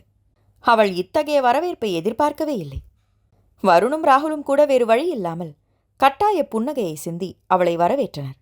பத்ரிநாராயணன் திவ்யதர்ஷினியையும் மேடையில் வர்ஷினியுடன் போய் நிற்குமாறு கூறினார். அவளும் அவரை மறுக்க முடியாமல் மேடையில் நின்றாள். பெண்கள் ஒவ்வொருவராக ஹம்மிக்கல்லை ஒருமுறை தொட்டிலில் கிடத்தி பின் குழந்தையையும் தொட்டிலில் இட்டு குழந்தையின் காதில் அபினவி என்று கூறினர். வேதவர்ஷினி தர்ஷினியிடம் குழந்தையை கொடுத்து அவளையும் தொட்டிலில் போடுமாறு சொல்லவும் கைகளில் நடுக்கத்துடன் குழந்தையை வாங்கினாள் திவ்யதர்ஷினி. அந்த குழந்தையின் பிஞ்சு கைகள் தர்ஷினியின் மேல் பட்டதும் அவளுக்கு மேனி சிலிர்த்தது. குழந்தையை தொட்டிலில் இட்டவாறு வர்ஷினியை பார்த்தாள். வர்ஷினி முகம் பூரிப்பாக இருந்தது. வருண் அவளை சீண்டி இருப்பான் போல. அவனிடம் பொய்யாக முறைத்து பின் திவ்யதர்ஷினியை பார்த்து, குழந்தை காதுல அபினவின்னு சொல்லு தர்ஷி என்றாள். அபினவி, அபினவி, அபினவி என்று 3 முறை சொல்லிவிட்டு சற்றே நகர்ந்து நின்றாள் திவ்யதர்ஷினி. அந்த நொடி அவளுக்கு தோன்றியது, வாழ்க்கையில் பணம் மட்டும் முக்கியமில்லை, உறவுகளும் வேண்டும். அவளுக்கும் கணவன் குழந்தை என்று வாழ வேண்டும் என்று ஆசை வந்தது. தனக்குள்ளேயே யோசித்தபடி நின்றிருந்தவளின் மோன நிலையை கலைக்கும்படி எக்ஸ்கியூஸ் மீ என்றது ஒரு கம்பீரமான ஆண் குரல். 6 அடிக்கும் அதிகமான உயரத்தில், வசீகரமான தோற்றத்தில், முகத்தில் புன்னகையுடன் ஒருவன் நின்றிருந்தான்.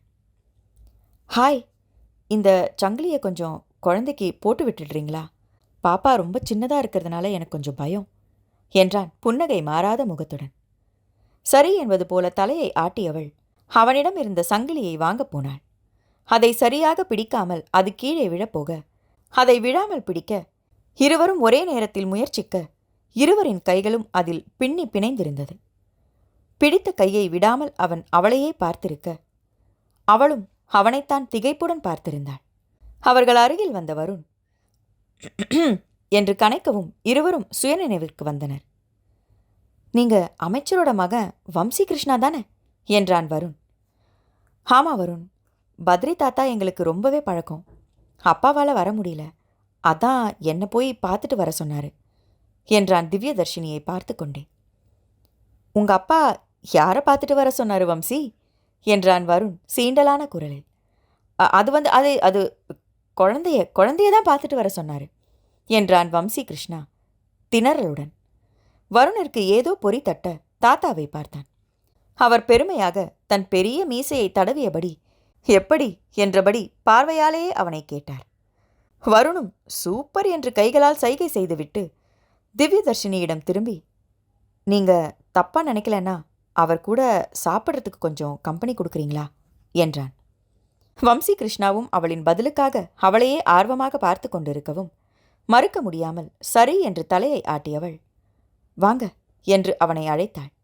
சற்று தூரம் சென்றதும், திவி, நீ ரொம்ப அழகா இருக்க என்றான் வம்சி அவளுக்கு மட்டும் கேட்கும் குரலில். அந்த குரலில் அவள் முகம் சிவந்து விட்டது. என்ன திவியா என்றாள். உன் பேரு திவ்யதர்ஷினி தானே? எல்லாரும் தர்ஷினி திவ்யான்னு கூப்பிடுவாங்க. நான் உன்னை ஸ்பெஷலாக கூப்பிடணுன்னு திவின்னு கூப்பிடுறேன். உனக்கு ஓகே தானே திவி என்றான் கண்களை சிமிட்டி. மழை வரும். அத்தியாயம் 30. வம்சி கிருஷ்ணா அவளை ஸ்பெஷலாக கூப்பிட வேண்டும் என்று சொன்னதும் ஒன்றும் விளங்காமல் கண்களை சாசர் போல விரித்து அவனை பார்த்தாள். திவி, இதான் நம்மோட ஃபர்ஸ்ட் மீட்டிங்ன்றதுனால கண்ட்ரோல்டாக இருக்கேன். இப்படியெல்லாம் கண்ணை விரிச்சு பார்க்காத ப்ளீஸ் என்றான் அவள் காதில் ரகசியமான குரலில். வம்சியின் அதிரடியான நடவடிக்கையில் திணறி போனாள் திவ்யதர்ஷினி. காலியாக இருந்த இடத்தில் அவன் போய் அமர்ந்து கொண்டு அவளையும் அமர சொன்னான். அதன் பிறகு அவளை பேச விடாமல் அவனை பற்றி சொல்லத் தொடங்கினான். அவனுக்கு எங்கெங்கு எல்லா தொழில்கள் இருக்கிறது, என்ன மாதிரி தொழில் நடக்கிறது, எத்தனை பேர் வேலை செய்கிறார்கள், லாபம் நஷ்டம் என்று அனைத்தையும் அவளிடம் சொல்லிக் கொண்டிருந்தான். இதையெல்லாம் ஏன் என்னிடம் சொல்கிறான் என்று தோன்றினாலும் அதை கேட்க மனமில்லாமல் கேட்டுக்கொண்டிருந்தாள். நீ மாடலிங் செய்கிறதானே? அப்பா அமைச்சராக இருந்தப்போ அடிக்கடி டெல்லி வருவேன். அப்போ உன்னை பார்த்துருக்கேன். அப்புறம் ஸ்டார் ஹோட்டலில் ஒரு மீட்டிங்க்கு போகும்போது அங்கே நடந்த ஒரு ஃபங்க்ஷனில் உன்னை பார்த்துருக்கேன். நீ ஒரு படத்தில் அறிமுக நாயகியாக களம் இறங்கியிருக்கங்கிறதையும் தெரிஞ்சுக்கிட்டேன் என்றான் வம்சி. நான் சொல்லாமலேயே என்னை பற்றி இவ்வளோ தெரிஞ்சு வச்சிருக்கானே என்று தோன்றியது. அவன் சிரித்து சிரித்து பேசிக் கொண்டிருந்தான். அவனுக்கு பதிலாக புன்னகையை மட்டுமே தந்தாள் திவ்யதர்ஷினி. திவி, நான் உன்னை கேட்டா தப்பா நினைக்க மாட்டியே என்றான் திடீரென்று. அவள் இல்லை என்று தலையாட்டவும், இன்னைக்கு ஒன்னா நாம சாப்பிட்றது போல நம்ம கல்யாணத்தன்னைக்கும் ஒன்னா சாப்பிடுவோம் தானே? அப்போ நீ எனக்கு ஊட்டி விடணும்னு ஃபோட்டோகிராஃபர் சொல்லுவாரு. அப்போ போஸ் கொடுக்க சரியாவே வராது. அதையே நம்ம இப்போ ஒத்திகைக்காக முயற்சி செஞ்சு பார்க்கக்கூடாது என்றான். வாயில் வைத்த உணவை விழுங்கக்கூட மறந்து அப்படியே ஆவென்று பார்த்திருந்தாள் திவ்யதர்ஷினி. இப்படி கூட சொல்லலாமா? காதலிப்பதாக சொல்லவில்லை, திருமணம் செய்து கொள்ளலாமா என்று கேட்கவில்லை, திருமணத்தில் எடுக்கும் புகைப்படத்தை பற்றி பேசுகிறானே. என்ன திவி, நீ ஊட்டி விடுறியா இல்ல நான் ஊட்டி விடவா என்றான் கண்களில் குறும்புடன். என்னை பார்த்து 1/2 மணி நேரம் கூட ஆகல, அதுக்குள்ள என்னென்னவோ பேசுறீங்க என்றாள் திக்கி திணறியபடி. நான் தான் சொன்னேனே, ஃபர்ஸ்ட் மீட்டிங்கிறதுனால கண்ட்ரோல்டா இருக்கேன், இல்லனா என்று நிறுத்தினான். இல்லனா என்ன பண்ணியிருப்பீங்க என்றாள் திவ்யதர்ஷினி. அதை நாம சாப்பிட்டு வெளியில போகும்போது சொல்றேன் திவி என்றான் ஒன்றும் அறியா பிள்ளை போல. அதன் பின்பு திவ்யதர்ஷினியிடம் வம்சி எதுவுமே பேசவில்லை. சாப்பிட்டு முடித்ததும் போவோமா என்றான். என்ன, நான் ஏன் உங்க கூட வரணும்? யார் நீங்க என்றாள் திவ்யதர்ஷினி. நான் யாருன்னு என் கூட நீ வந்தாதானே தெரியும் திவி. என் மேல நம்பிக்கை இருந்தா என் கூட வா என்று தன் காரை நோக்கி நடந்தான். செய்வதறியாமல் அவள் நின்றிருக்க பத்ரி நாராயணன் அவள் அருகில் வந்து, வம்சியோட போயிட்டு வா தர்ஷினி, அவன் நம்ம பையன்தான், ரொம்ப நல்லவன், பிடிச்சு போச்சுன்னா உரிமையா பேசி பழகுவான், விழா முடிகிற வரைக்கும் உனக்கும் இங்க போர் அடிக்கும், அவன் கூட போயிட்டு வா, வந்த பின்னாடி நம்ம எல்லாத்தையும் பேசிக்கலாம் என்றார் அந்த பெரியவர். திவ்யதர்ஷினிக்கு இப்போது தோன்றியது, ஒருவேளை அவன் இப்படியெல்லாம் உரிமையாக பேச இவர்தான் காரணமோ என்று தோன்ற, அதற்குள் வம்சி திவி என்று சத்தமாக அழைத்தான். வேறு வழி இல்லாமல் வம்சியின் காரில் ஏறினாள். அவன் அவளிடம் எதுவும் பேசாமல் காரை ஓட்டினான். சற்று நேரத்தில் ஒரு பெரிய பங்களாவின் முன்பு கார் நின்றது. காவலாளி அந்த பெரிய கேட்டை திறந்து அவனுக்கு வணக்கம் வைத்தார். சிறு தலையசைப்புடன் காரை உள்ளே செலுத்தினான் வம்சி. போலீஸ் மற்றும் சில அரசியல்வாதிகள் கூட்டமாக நின்று பேசிக் கொண்டிருந்தனர். நீ ஒன்றும் பயப்படாத தேவி, அப்பா அமைச்சருங்கிறதுனால நம்ம வீட்டில் எப்பவுமே கூட்டமாக தான் இருப்பாங்க என்றான் அவளிடம் திரும்பி. வீட்டிற்கு சென்றதும் ஒரு இளம்பெண் ஓடி வந்து பார்த்தாள். அண்ணா, அண்ணி சூப்பர் என்று விட்டு உள்ளே குரல் கொடுத்தாள். அம்மா, அண்ணா அண்ணியோட வந்திருக்கான், வந்து பாரேன், எவ்வளோ அழகா இருக்காங்கன்னு என்று இருந்த இடத்திலிருந்தே கத்தினாள். ஹே பாலு என்று அவள் காதை பிடித்து திருகினான் வம்சி. உள்ளே இருந்து வந்தார் வம்சியின் தாயார் கோமதி. வாமா, உள்ள வாமா தர்ஷினி, பத்ரி அப்பா உன் போட்டோவை காமிக்கும் போதே எங்களுக்கெல்லாம் ரொம்ப பிடிச்சி போச்சு. இந்த காவியா பாலுதான் உன்னை இங்க கூட்டிக்கிட்டு வரணும்னு அவ அண்ணங்கிட்ட அடம் பிடிச்சா, அதான் திருமணத்துக்கு முன்னாடியே உன்னை இங்க கூட்டிக்கிட்டு வந்துட்டான். என்னம்மா சாப்பிடுற என்றவர் அவள் பதிலுக்காக காத்திருக்காமல் வேலையாளை அழைத்தார். அந்த பெண் பழரசம் கொண்டு வந்தாள். அதற்குள் வம்சியின் தந்தை ஞானவேல் சேகரன் வந்திருந்தார். வாமா, பத்ரி மாமா சொன்னதும் எங்களுக்கு பூரண சம்மதம். உனக்கு ஷூட்டிங் இல்லாத தேதியா பார்த்து சொல்லு, அன்னைக்கே கல்யாணத்தை வச்சுக்கலாம். எங்களுக்கு ஜோசியம் ஜாதகத்திலலாம் நம்பிக்கை இல்லைம்மா என்றார். அதற்குள் கோமதி ஒரு பெரிய தாம்பாள தட்டுடன் வந்தார். அதில் விலை அதிக மதிப்புள்ள பட்டுப்புடவையும் தங்கத்தில் ஒரு பெரிய கழுத்துச் சங்கிலியும் வளையல்களும் இருந்தது. ஐயோ, இதெல்லாம் எதுக்கு என்று தயங்கினாள் திவ்யதர்ஷினி. முதல்ல என் மருமக வீட்டுக்கு வந்திருக்கா, வெறும் கையோடு அனுப்ப முடியுமா என்றவர் அவள் தலையில் பூவை வைத்து விட்டார். நடப்பது எதையும் தவிர்க்க முடியாத ஒரு நிலையில் இருந்தாள் திவ்யதர்ஷினி. அவளையும் அறியாமல் அவர் காலில் விழுந்து ஆசீர்வாதம் பெற்ற பின் அதை வாங்கிக் கொண்டாள். சீக்கிரமே நம்ம வீட்டுக்கு வந்துருங்க அண்ணி என்றாள் காவியா. அவளிடம் புன்னகையை மட்டும் பதிலாக அளித்துவிட்டு கிளம்பலாமா என்பது போல வம்சியை பார்த்தாள். அம்மா, திவ்ய பத்ரி தாத்தா வீட்டில் விட்டுட்டு வந்துடுறேன் என்று அவளை அழைத்து கொண்டு கிளம்பினான். சிறிது தூரம் சென்றதும் காரை ஓரமாக நிறுத்தினான். அவள் என்ன என்பது போல பார்க்கவும் தன் கண்களை அவள் கண்களோடு கலக்க விட்டபடி அவள் கைகளை தன் கைகளில் எடுத்துக்கொண்டான். இப்போ சொல்லு திவி, என்ன பிடிச்சிருக்கா? என்ன திருமணம் பண்ணிக்கிறியா கல்யாணத்துக்கு அப்புறம் நீ நடிக்கணும்னா எனக்கு ஒன்றும் பிரச்சனை இல்லை. அது உன் விருப்பம்தான். நான் உனக்கு உதவியாகவும் ஆதரவாகவும் இருப்பேன். நாம திருமணம் செஞ்சுக்கலாமா என்றான் ஆழ்ந்த குரலில். அவனின் அதிரடி நடவடிக்கையில் அவளுக்கு சற்று தயக்கம் இருந்தாலும் அவன் கண்களில் உண்மையான காதல் தெரியவும் அவனை மறுக்கவும் முடியவில்லை. வம்சி, உங்களுக்கு என்னுடைய பழைய வாழ்க்கை பற்றியோ என்னுடைய குணத்தை பற்றியோ எதுவும் தெரியாது. நீங்கள் ரொம்ப அவசரப்படுறீங்களோன்னு தோணுது என்றாள் மெல்லிய குரலில். எல்லாத்தையும் பத்ரி தாத்தா தனியாக கூப்பிட்டு என்கிட்ட சொல்லிட்டாரு. இறந்த காலத்தில் நடந்ததை பற்றியெல்லாம் எனக்கு கவலையே இல்லை. நம்ம திருமணத்துக்கு அப்புறமா நீ கட்டாயம் எனக்கானவளா மாறிடுவேங்கிற நம்பிக்கை எனக்கு இருக்கு. அதனால பழச மறந்துரு என்றான். என்ன புரிஞ்சு எனக்காக ஒரு வாழ்க்கையை ஏற்படுத்தி கொடுக்கணும்னு நினைச்ச தாத்தாக்காக எந்த அவப்பேரும் வராம நான் நடந்துக்குவேன் வம்சி. எனக்கு நடிக்கணும்னு கட்டாயம்லாம் இல்லை வம்சி. வாழ்க்கையில செட்டில் ஆகணும்னு தான் அந்த வாய்ப்பை எடுத்துக்கிட்டேன். திருமணத்துக்கு அப்புறமா உங்க தொழில உதவியா இருப்பேன் என்றாள் திவ்யதர்ஷினி. அப்போ நீ திருமணத்துக்கு ஓகே சொல்லிட்ட, அப்படித்தானே என்றான் வம்சி கண்கள் மின்ன. அவள் ஆமாம் என்று தலையாட்டினாள். அவள் காதருகில் குனிந்து, ஃபர்ஸ்ட் மீட் அப்படிங்கிறதுனால தான் கண்ட்ரோல்டாக இருக்கேன்னு சொன்னல, அதுக்கு நீ அப்படி இல்லைனா என்ன பண்ணுவீங்கன்னு கேட்டியே, இப்ப சொல்லவா என்றான் காதில் கிசுகிசுப்பாக. அவள் சரி என்று மெதுவாக தலையை ஆட்டவும், சாரி, சொல்றதை விட செஞ்சே காட்டிடுறேனே என்று சொல்லி அவள் இடையில் கையை வைத்து தன் அருகில் இழுத்து அமர வைத்தான். அவள் ஆச்சரியமாக அவனை விழிவிரித்து பார்க்கவும் அவள் முகத்தை தன் இரு கைகளால் பற்றி அவள் இதழில் அழுத்தமாக முத்தமிட்டான். பின்பு அவள் சிப்பி இமைகளில் முத்தமிட்டு இரு கன்னத்திலும் மாறி மாறி அழுத்தமாக முத்தமிட்டான். அது போதாது என்று அவள் கன்னத்தை மாற்றி மாற்றி கடித்தான். அப்படியே அவள் இதழுக்கு தாவி அதை கடித்து இழுத்தான். இடையில் அழுத்தம் கொடுத்தான். திவ்யதர்ஷினி அவன் அதிரடியில் திக்கு முக்காடி போனாள். உணர்ச்சிகளின் பிடியில் அவனுக்கு இசைந்து கொடுத்தாள். அவள் கழுத்தில் முகம் புதைத்தவன் திவி என்றான். அவள் எனவும், சீக்கிரம் கல்யாணம் பண்ணிக்கலாம் திவி, என்னால காத்திருக்க முடியாது என்று அவளின் நெஞ்சில் முகம் புதைத்தான். சில வினாடிகளில் அவளை நிமிர்ந்து பார்த்தான். திவி, இப்பவே கிளம்பலாம் என்றான் அவசரமாக.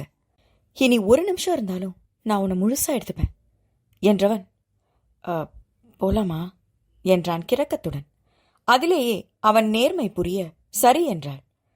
அவளுக்கும் அவன் தூண்டிவிட்டிருந்த உணர்ச்சிகளை கட்டுப்படுத்த முடியவில்லை. அவன் மேலும் தொடர்ந்திருந்தால் அவள் தடுத்திருப்பாளா என்றால் அது தெரியாது. படவாய்ப்பிற்காக மாடலாக உடை அணிந்திருந்தாலும் அவள் இதுவரையிலும் தன் கற்பை இழக்கவில்லை.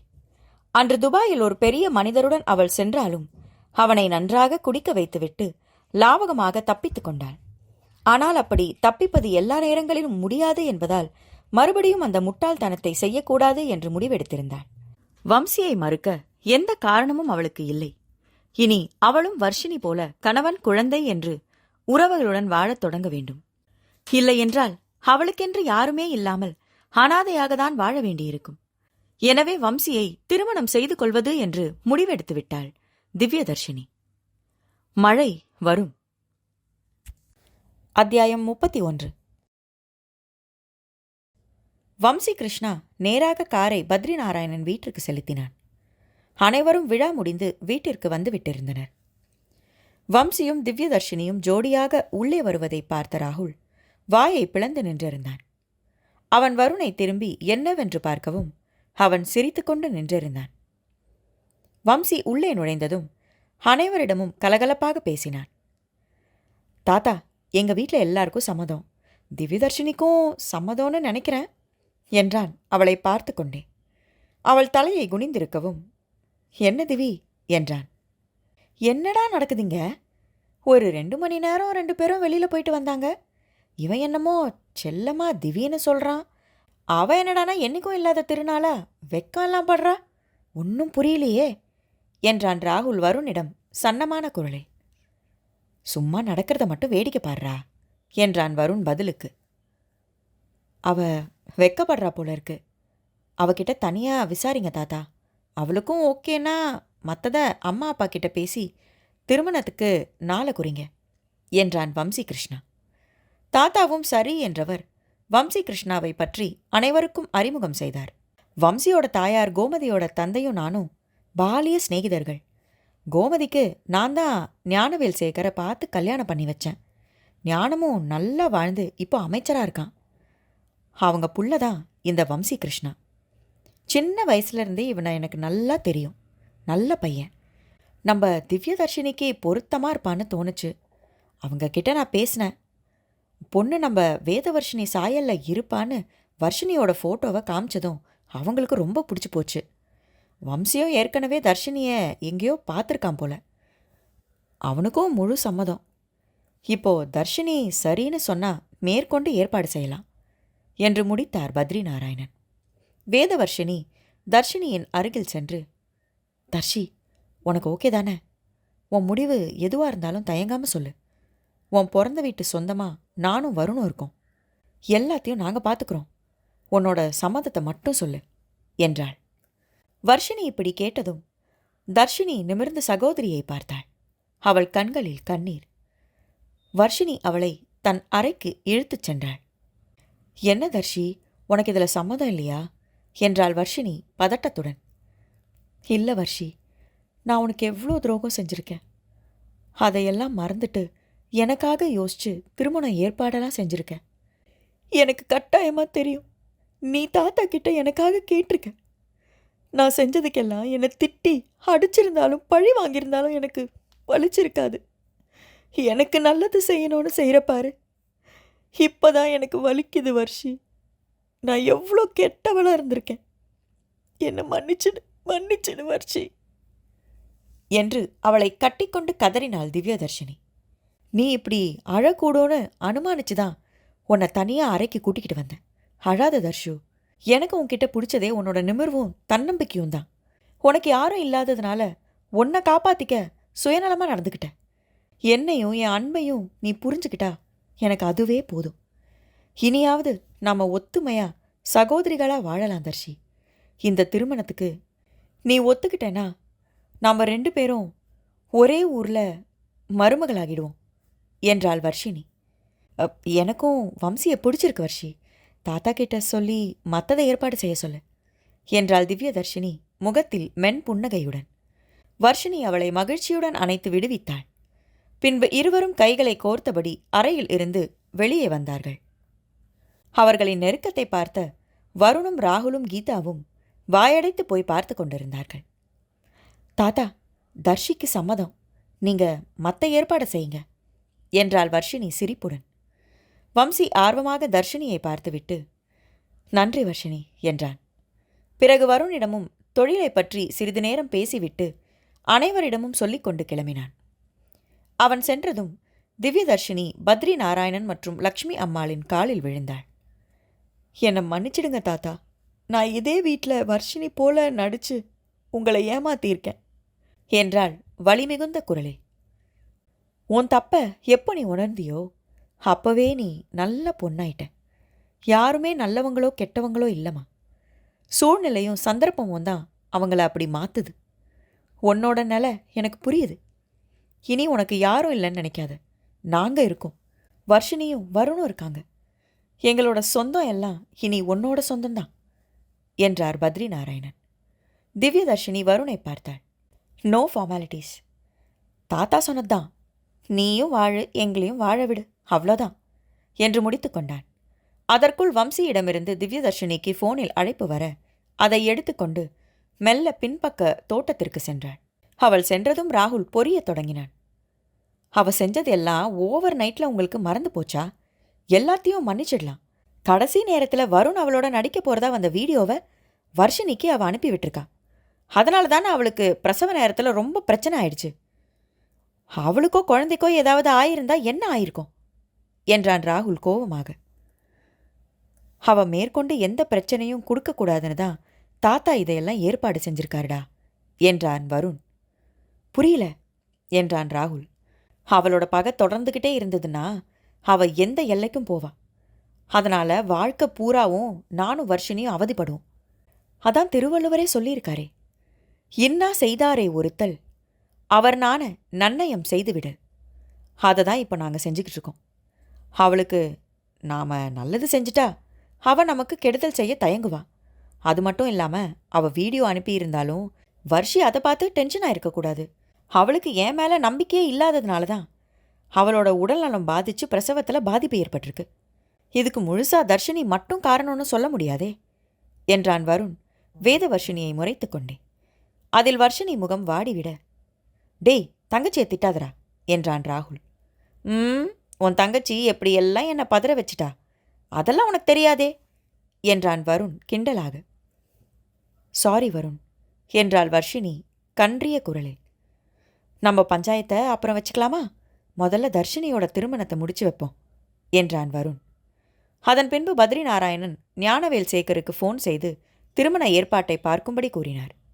இப்படியே 1 மாதம் கடந்திருக்க வம்சி கிருஷ்ணா திவ்யதர்ஷினியின் திருமண நாளும் வந்தது. வர்ஷினியின் மாமா விஸ்வநாதன் சாந்தாவும் திருமணத்திற்கு வந்திருந்தனர். வருண் மற்றும் ராகுல் அனைத்து வேலைகளையும் அசராமல் பார்த்து கொண்டிருந்தனர். ரங்கராஜனும் சிவகாமி அம்மாளும் தாய் தந்தை ஸ்தானத்தில் வம்சி கிருஷ்ணாவிற்கு திவ்யதர்ஷினியை கன்னிகாதானம் செய்து கொடுத்தனர். திருமணம் நல்லபடியாக முடிந்திருக்க மணமக்கள் பெரியவர்களிடம் ஆசி பெற்றனர். மணமக்கள் இருவரும் பந்தியில் சாப்பிட அமர்ந்ததும் அருகில் வர்ஷினியும் வருணும் ஆளுக்கு ஒரு பக்கமாக அமர்ந்தனர். புகைப்படக்காரர் வம்சியிடம் தர்ஷினிக்கு உணவு ஊட்டுமாறு சொல்லவும் வம்சி தர்ஷினியை குறும்புடன் பார்த்து கண் சிமிட்டினான். தர்ஷினிக்கும் அன்றைய நாள் நினைவில் வந்தது. இருவரும் திடீரென்று சிரிக்கவும் வருண் காரணம் கேட்டான். அன்னைக்கு உங்கள் குழந்தைக்கு பேர் வைக்கிற விழாவில் சாப்பிடும்போது நான் தான் திவிக்கு என் விருப்பத்தை முதல்ல சொன்னேன். பந்தியில் சாப்பிடும்போது நம்ம 2 பேரும் ஊட்டி விட்டுக்கலாமா? நம்ம திருமண பந்தியில் புகைப்படக்காரர் இப்படி கேட்பார், அதுக்கு இப்போவே ஒத்திக்க பார்க்கலாமேன்னு கேட்டேன். இப்போ அதே மாதிரி புகைப்படக்காரர் கேட்கவும் எங்களுக்கு சிரிப்பு வந்துருச்சு என்றான் வம்சி சிரித்து கொண்டே. பாஸ், இந்த கதையில் நான் தான் ஹீரோ, என்னையே பீட் செய்ய நினைக்கிறீங்க என்றான் வருண் சீரியஸான குரலில். அப்படியெல்லாம் இல்லை ப்ரோ என்றவன் திவ்யதர்ஷினிக்கு உணவை ஊட்டினான். அடுத்து திவ்யதர்ஷினியும் அவன் வாயில் தன் விரல்களை வைத்து இனிப்பை ஊட்ட வம்சியின் வாயில் தர்ஷினியின் விரல்கள் சிக்கிக் கொண்டது. தர்ஷினி தன் விரல்களை உருவிக்கொள்ள முயற்சிக்க அவன் அவள் விரல்களை விடாமல் தன் பற்களால் மென்மையாக கடித்து அவளை பார்த்து கண் சிமிட்டினான். அதை பார்த்து தர்ஷினியின் முகம் நாணத்தால் சிவக்க அது அப்படியே புகைப்படம் எடுக்கப்பட்டது. இதையெல்லாம் கவனிக்காமல் வருண் தன் மனைவியே பார்த்து கொண்டிருந்தான். அவளும் பட்டுப்புடவை அணிந்து மிகவும் அழகாக இருந்தாள். அவர்களுக்கு பிடித்த பிச்சிப்பூவை வைத்திருந்தாள். முகத்தில் தாய்மையின் அழகும் சேர்ந்திருக்க அழகு தேவதையாக ஜொலித்தாள். அவசரமாக சாப்பிட்டு முடித்த வருண் வர்ஷினியை சீக்கிரம் சாப்பிட்டுவிட்டு வருமாறு சொல்லிவிட்டு சென்றான். வர்ஷினியும் சாப்பிட்டு முடித்து சென்றவள் என்னவென்று கேட்டாள் கணவனிடம். நான் நம்மளோட ஹனிமூனுக்கு திட்டம் போட்டிருக்கேன், இன்னைக்கு நைட்டே கிளம்பணும் என்றான். என்ன? புதுசாக திருமணம் ஆனது வம்சிக்கும் தர்ஷினிக்கும் தான். அவங்க தானே தேனிலவுக்கெல்லாம் போகணும். நமக்கு திருமணம் ஆகி அபிநவி இருக்கா, மறந்துடுச்சா என்றாள் வர்ஷினி சிரித்து கொண்டே. நம்ம திருமணம் குழப்பத்திலேயே நடந்து முடிஞ்சிருச்சு. இடையில எத்தனை பிரச்சனை. முழுசாக நம்ம புரிஞ்சுக்கிறதுக்குள்ள நம்ம பொண்ணும் பிறந்துட்டா. அவளை விட்டுட்டு போவோம் என்றான் வருண். என்ன விளையாடுறீங்களா? பால் குடிக்கிற குழந்தைய எப்படி விட்டுட்டு போக முடியும் என்றாள் வேதவர்ஷினி. அப்போ எப்போ தாண்டி போக முடியும் என்றான் வருண் ஏக்கமாக. அவள் கொஞ்சம் வளரட்டும் வருண், நம்மளை விட்டுட்டு அவள் தனியாக இருப்பாள்னு தெரியாது. அப்படி அவள் இருக்கும்போது அதை பற்றி யோசிக்கலாமே என்றாள் வர்ஷினி. கணவனின் முகம் வாடுவதை காண சகிக்க முடியாமல், அங்கே போனால் என்னெல்லாம் கிடைக்குமோ அதை விட அதிகமாக இங்கே கிடைக்கும் என்றாள் வர்ஷினி சிரித்து கொண்டே. வருண் கண்களில் மின்னல். இந்த புடவையில் நீ எப்படி இருக்க தெரியுமா? இப்பவே மழை வருமாடி என்றான் கிறக்கமாக. சின்ன சின்ன தூறல் மட்டும் இப்போதைக்கு கிடைக்கும், ராத்திரி பலத்த மழை வரும் என்றவள் சுற்றும் முற்றும் பார்வையை சுழற்றிவிட்டு கணவனின் ஷர்ட் காலரை இழுத்து அவளை நோக்கி இழுத்தாள். அவன் அவளை நோக்கி குனியவும் அவன் உதடுகளில் தன் உதடுகளை பொருத்தினாள். ஆழ்ந்த முத்தத்தில் தன்னை மறந்து நின்றிருந்தான் வருண். அவள் முடித்து விலக பார்க்கவும் அவளை அப்படியே இழுத்து அணைத்து கொண்டு அவள் கழுத்தில் முகம் புதைத்தான். வர்ஷி என் கூட வீட்டுக்கு வாயேன், எனக்கு இப்போவே வேணும். ராத்திரியும் உன் பொண்ணு ரொம்ப இடைஞ்சல் பண்ணுவா என்றான். இங்க என்னன்னு சொல்லிட்டு கிளம்புறது வருண் என்றாள் அவன் ஷர்ட் பட்டனை பிடித்து இழுத்தவாறு. எது சொல்லிட்டு வரியா?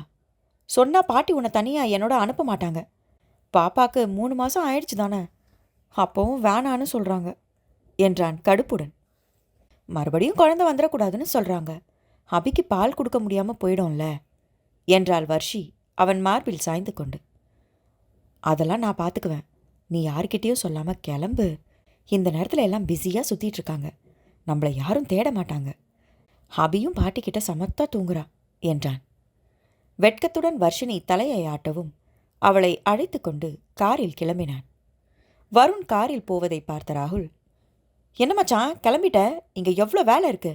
உன்னோட மச்சினி கல்யாணத்தில் நீ தானடா எல்லா வேலையும் பார்க்கணும் என்றான். டேய், 3 மாசமா காஞ்சி போயிருக்கேண்டா. யார் கேட்டாலும் நாங்கள் 2 பேரும் ஏதோ வேலையாக கடத்தெருவுக்கு போயிருக்கோன்னு சொல்லிடு என்றான் வருண். நீ சொல்கிறத பார்த்தா எனக்கு வேற என்னவோ தோணுது மச்சான் என்றான் ராகுல். உனக்கு என்ன தோணுதோ அதுதான்.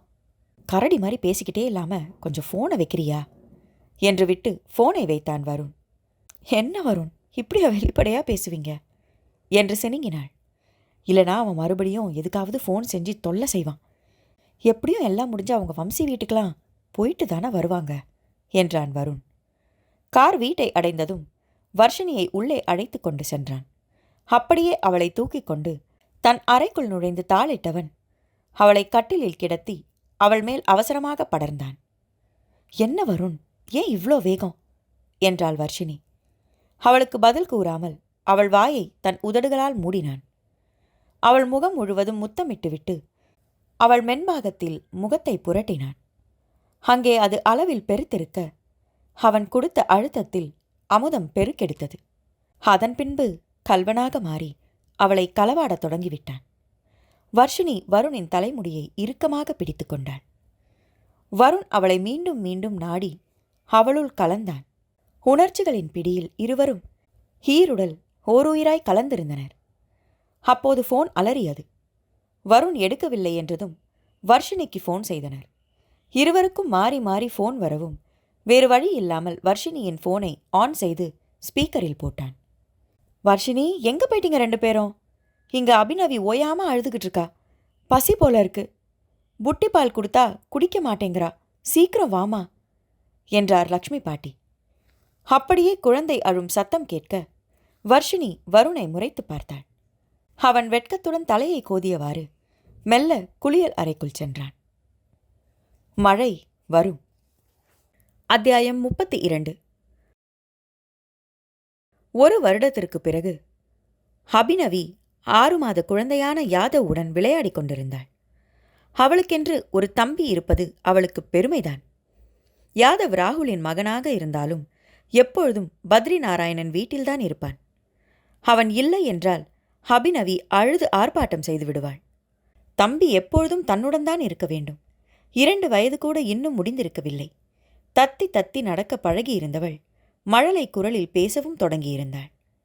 வர்ஷினி கோவிலுக்கு செல்லும் போதெல்லாம் கடவுளை நினைத்து மனமுருகி பாடுவதை பார்த்தாள். தனக்கு தெரிந்த மழலை மொழியில் ராகம் இசைப்பாள். அவள் முகஜாடையும் அபிராமி போல இருக்கவே பத்ரி நாராயணன் மற்றும் லக்ஷ்மி அம்மாளின் செல்ல பேத்தியாகிவிட்டாள். அவள் எப்பொழுதும் தாத்தா பாட்டியிடமே செல்லம் கொஞ்சிக் கொண்டிருப்பாள். வருண் வேலை நிமித்தமாக மும்பை சென்றாலும் அவன் உடன் வருவதாக அடம் பிடிக்க மாட்டாள். ஆனால் தாத்தா எங்காவது விட்டு சென்று விட்டால் வீட்டையே ரணகலம் செய்து விடுவாள். ராகுலும் கீதாவும் மீண்டும் மும்பை செல்ல இருந்தனர். எனவே யாதவை தூக்கிக் கொண்டு போகவும் அழுது ஆர்ப்பாட்டம் செய்தாள் அபிநவி. வருண் மகளை தூக்கி சமாதானம் செய்தான். கொஞ்ச நாள் இருந்துவிட்டு வருவதாக சொல்லி முதலில் ராகுலை மும்பைக்கு செல்லுமாறு சொன்னான். அதன்படி ராகுல் குடும்பமும் மும்பைக்கு சென்றது. அபிநவி அழுது கொண்டே இருந்தாள். அபி தங்கம், நாமளும் மும்பைக்கு போவோமா? யாதவ் குட்டி அங்கே இருக்கான். அங்கே போனா நீ அவனோட சேர்ந்து அடிக்கடி விளையாடலாம் என்றான் வருண். நான் வரமாட்டேன் என்றாள் அபி மழலை குரலில். ஏன் அபி என்னை விட்டுட்டு வரமாட்டா என்றார் பத்ரி பெருமையாக தன் மீசையை முறுக்கி விட்டு கொண்டு. நானும் அம்மாவும் உன்னை விட்டுட்டு மும்பைக்கு போயிடுவோம். எங்க கூட வரமாட்டியா என்றான் வருண். அவளோ வரமாட்டேன் என்று தலையை வேகமாக ஆட்டினாள். பின்பு தாத்தாவின் காலை கட்டிக்கொண்டாள். நான் தான் சொன்னேனே பேராண்டி, இந்த அபி என் மகளோட மறுபிறவி. அவ எங்களோட தான் இருக்க பிரியப்படுவா. நீங்க உங்களுக்காக இன்னொரு குழந்தைய பெற்றுக்கோங்க. நாங்க இருக்கிற வரைக்கும் என் அபி எங்க கூட இருக்கட்டும் என்றார் உணர்ச்சி மிகுந்த குரலில். வருண் வர்ஷினியை பார்த்தான். தாயாக அவளுக்கு இது கடினமாக இருக்கும் என்று அவனுக்கு தெரியும். அவளோ வருணை புன்னகையுடன் பார்த்தாள். பரவாயில்ல வருண், நான் என் தாத்தா பாட்டிக்கிட்ட வளர்ந்தது போல என் பொண்ணுக்கும் அந்த பாக்கியம் கிடச்சிருக்கு. நாம் அடிக்கடி இங்கே வந்து தங்கிதானே போக போகிறோம். அவளுக்கே எப்போ நம்ம கூட வரணும்னு தோணுதோ அப்போ வரட்டும். அபியை வற்புறுத்தி கூட்டிக்கிட்டு போனால் அவளுக்கும் சந்தோஷமாக இருக்காது. தாத்தா பாட்டியும் தனியாக இருக்கிறது போல உணர்வாங்க. நாம் இங்கேயே மொத்தமாக வந்துடவும் முடியாது. நம்ம சார்பா நம்மளோட மக அவங்களோட இருக்கட்டும் என்றாள் வேதவர்ஷினி. மனைவியை காதலுடன் மெச்சுதலாக பார்த்தான் வருண். அடுத்த சில தினங்களில் வம்சி கிருஷ்ணா திவ்யதர்ஷினி இருவரும் வந்திருந்தனர். குழந்தை அபிநவிக்கு நிறைய துணிமணிகளும் விளையாட்டுப் பொருட்களும் வாங்கி வந்திருந்தனர். அபிக்குதான் குழப்பமாக இருக்கும். அவள் அன்னை என்று திவ்யதர்ஷினியிடம் போய் செல்லம் கொஞ்சுவாள். பின்பு அவளே ஏதோ வித்தியாசம் உணர்ந்து வர்ஷினியை தேடி ஓடிவிடுவாள். இருவரையும் மாறி மாறி பார்த்து தாடையில் விரலை வைத்து அவள் எதையோ யோசிப்பது போல் செய்வாள்.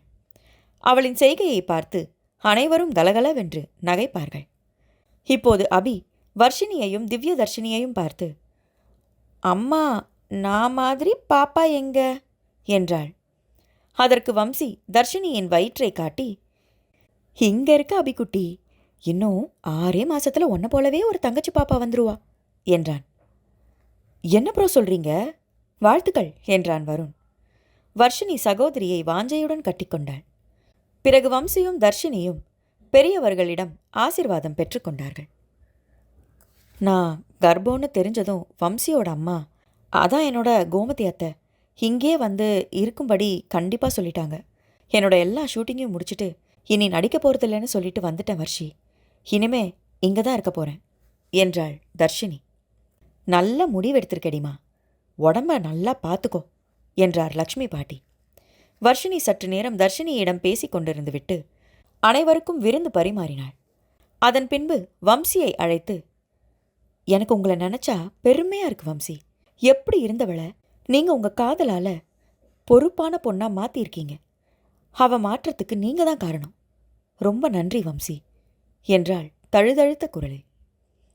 இல்லை வர்ஷினி, நீ தான் இதுக்கு முக்கியமான காரணம். தாத்தா என்கிட்ட சொன்னார், எனக்கு கிடைச்சதை விட ஒரு மேலான வாழ்க்கை என் சகோதரிக்கு கிடைக்கணும்னு. அதுக்கு ஏற்றாற் போல நல்ல வரனா பாருங்க தாத்தான்னு சொன்னியாமே. சகோதரியாக இருந்தாலும் பொறாமையால் இந்த காலத்தில் கூட சண்டை போட்டுக்கிட்டு வாழ்கிறவங்கள நம்ம பார்க்க முடியுது. ஆனால் நீ அவள் உனக்கு செஞ்ச கொடுமையையும் மறந்துட்டு பெருந்தன்மையாக நடந்துக்கிட்ட. அவளும் ரொம்ப மோசமான பொண்ணில்லை. நான் கொஞ்சம் அன்பை காட்டின போது என் மேலே அன்பை மழையாக பொழியிறா. எனக்கும் அவளை பிடிச்சிருக்கு. அதனால் இந்த நன்றியெல்லாம் வேண்டாம் என்றான் வம்சி. அதன் பிறகு அவர்கள் இருவரும் விடை பெற்று சென்றனர். அடுத்த 2 நாட்களில் வருண் வர்ஷினியை கிளம்புமாறு சொன்னான். அவள் எங்கே என்று கேட்டதற்கு அவன் ஒன்றும் சொல்லாமல் ஒரு பிஸ்னஸ் மீட்டிங் இருப்பதாக மட்டும் சொன்னான். அபிநவி எப்போதும் போல தாத்தாவிடம் ஒட்டிக்கொண்டு, அப்பா சீக்கிரமாக போய்த்து வா, அம்மா சீக்கிரம் நீயும் வந்துடு, ஓகே என்று மழலை குரலில் சொன்னாள். ஆக மொத்தம் நீங்கள் போகிறதா இருந்தா போங்க, நான் என் தாத்தாவை விட்டுட்டு வரமாட்டேங்கிறான் உன் பொண்ணு என்றான் வருண் சிரித்து கொண்டே. அவளை தூக்கி கொஞ்சி காதில் ஏதோ வருண் சொல்லவும் குஷியாகிவிட்டாள் மகள். அப்பாவின் கன்னத்தில் முத்தமிட்டவள், சீக்கமா வாங்கிட்டு வரியாப்பா என்றாள் கண்களில் ஆசை மின்ன. கட்டாயம் வாங்கிட்டு வரேண்டா என்று அவனும் அவள் கன்னத்தில் முத்தமிட்டான். அப்படி என்ன வாங்கி தரப்போறதா சொன்னீங்க? உங்கள் பொண்ணு முகம் ஜொலிக்குது என்றாள் வர்ஷினி கிண்டலாக. அது அப்பாவுக்கும் பொண்ணுக்கு இருக்கிறது, உனக்கெல்லாம் சொல்ல முடியாது போடி என்றான் வருண். அவனுக்கு முகத்தை சுழித்து பழிப்பு காட்டிவிட்டு கிளம்புவதற்கு தயாரானாள் வர்ஷினி. வருணும் வர்ஷினியும் காரில் கிளம்பி விமானத்தில் ஷிலாங் சென்றனர். இங்கே எதற்காக வந்திருக்கிறோம் என்று வர்ஷினி கேட்டதற்கு பதில் சொல்லாமல் டாக்ஸியை புக் செய்தான். அதன் பிறகு அந்த கார் சென்று கொண்டே இருந்தது. வருண் பதிலேதும் சொல்லாததால் அமைதியாக காரில் வேடிக்கை பார்த்து கொண்டு வந்தாள் வர்ஷி. அப்படியே அவள் தூங்கிவிட அவர்கள் வரவேண்டிய இடத்திற்கு வந்திருந்தார்கள். ஏற்கனவே புக் செய்யப்பட்டிருந்த ரிசார்ட்டில் அவளை அப்படியே தூக்கிச் சென்று படுக்க வைத்தான் வருண். அந்த ரிசார்ட் தனித்தனி குடிலாக இருந்தது. பின்பு டாக்ஸியை அனுப்பிவிட்டு குளித்து இலகுவான உடையை அணிந்து கொண்டு வந்தான். வர்ஷினி எழுவதாக இல்லை. அவளையே பார்த்திருந்தான். அவள் திரும்பி படுத்ததில் அவள் ஆடை விலகி இருந்தது. முழங்கால் வரை அவள் கால்கள் பளீரென்று தெரிய அவன் சட்டென்று அவள் கால்களை மென்மையாக கடித்தான். வருண், தூக்கம் வருதுப்பா என்று சினுங்கியபடி அவள் திரும்பி படுக்கவும் அவளை அப்படியே தூக்கிக் கொண்டு வெளி வராண்டாவிற்கு வந்தான். அவளின் சிப்பி இமைகளில் மழை தூறல் விழுந்தது.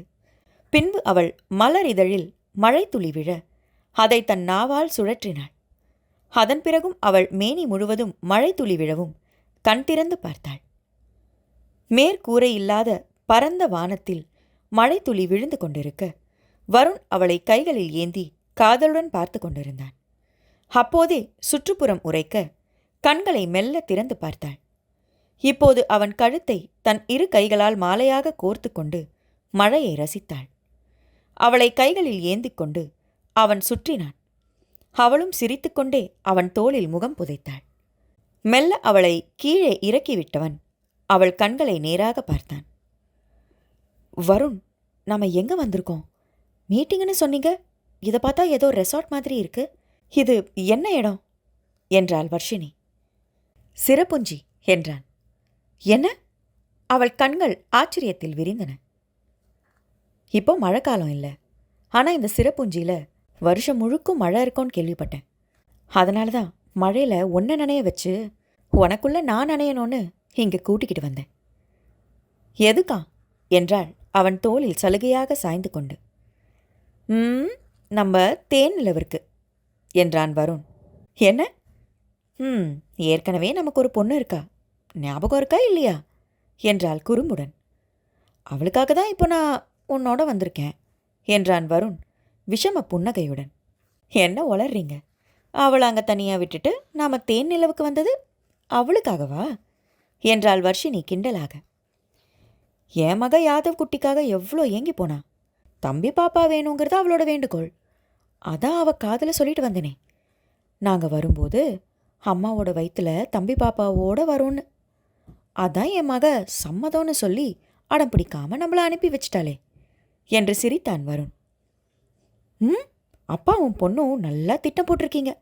தாத்தா பாட்டிக்கு தெரிஞ்சா என்று அவள் முடிக்கும் முன்பு அவங்க கிட்ட நாம தேன் நிலவுக்கு போறத சொல்லிட்டு தான் வந்தேன் என்றான் வருண். அவன் நெஞ்சில் செல்லமாக குத்தினாள் வர்ஷினி. அவள் இடையை பற்றி தன்னிடம் இழுத்தான் வருண். அதற்குள் இருவரும் மழையில் முழுவதுமாக நனைந்திருந்தனர். அவளின் கன்னத்தை இறுக பற்றி அவள் இதழில் தன் இதழை பொருத்தினான். நீண்ட நெடிய முத்தம் நீண்டு கொண்டே இருக்க அவள் மூச்சுக்காக திணறவும் அங்கிருந்து விலகி அவள் கழுத்து வளைவில் முகத்தை புதைத்தான். மழையில் நனைந்திருந்ததில் அவள் அங்கங்களின் மேடு பள்ளங்கள் அவனுக்கு தெளிவாக தெரிந்தது. இடையில் உடை சற்றே விலகி இருக்க அவள் இடையில் முகம் பதித்து நாபி சுழலில் முத்தமிட்டான். அவன் தலை கேசத்தை பற்றி கொண்டாள் அவள். அவன் மெல்ல மேலேறி அவளின் மாறாப்பை விலக்கினான். பிறை நிலவாக தெரிந்த பாகத்தில் முகம் புதைத்தவன் அதை மொத்தமாக களவாட போராடினான். அவனை தடுத்தவள், ரூமுக்கு போலாம் வருண் என்றாள் மெல்லிய குரலில். அடுத்த நொடி அவளை அப்படியே தூக்கிக் கொண்டு அறைக்குள் நுழைந்து தாளிட்டவன் அவளின் உடைகளுக்கு துச்சாதனாக மாறிப்போனான். அவளை மஞ்சத்தில் சரித்து வர்ஷினி என்ற மழையில் நனையத் தொடங்கினான். நேரம் கடந்திருந்தது. மழையும் நின்றுவிட்டது. ஆனால் வருண் வர்ண பகவானாக மாறி அவளுக்குள் மழையாக பொழிந்து கொண்டிருந்தான். காதல் மழையில் அவனும் நனைந்து அவளையும் நனைய வைத்து கொண்டிருந்தான். மழை இருக்கும் வரை அவர்களின் காதல் இருந்து கொண்டேதான் இருக்கும். மழை நின்றாலும் காதல் மழையினால் அவர்களின் மனம் நனைந்து கொண்டுதான் இருக்கும். நன்றி, வணக்கம். சிவயாழினி ஆடியோ நாவல்ஸ் சேனலில் வர ஒளிச்சித்திரத்தை நீங்கள் கேட்கணுமா? உடனே சப்ஸ்கிரைப் பண்ணுங்க. உடனுக்குடன் அப்டேட்ஸ் கிடைக்க பெல் ஐகானையும் தட்டி விடுங்க.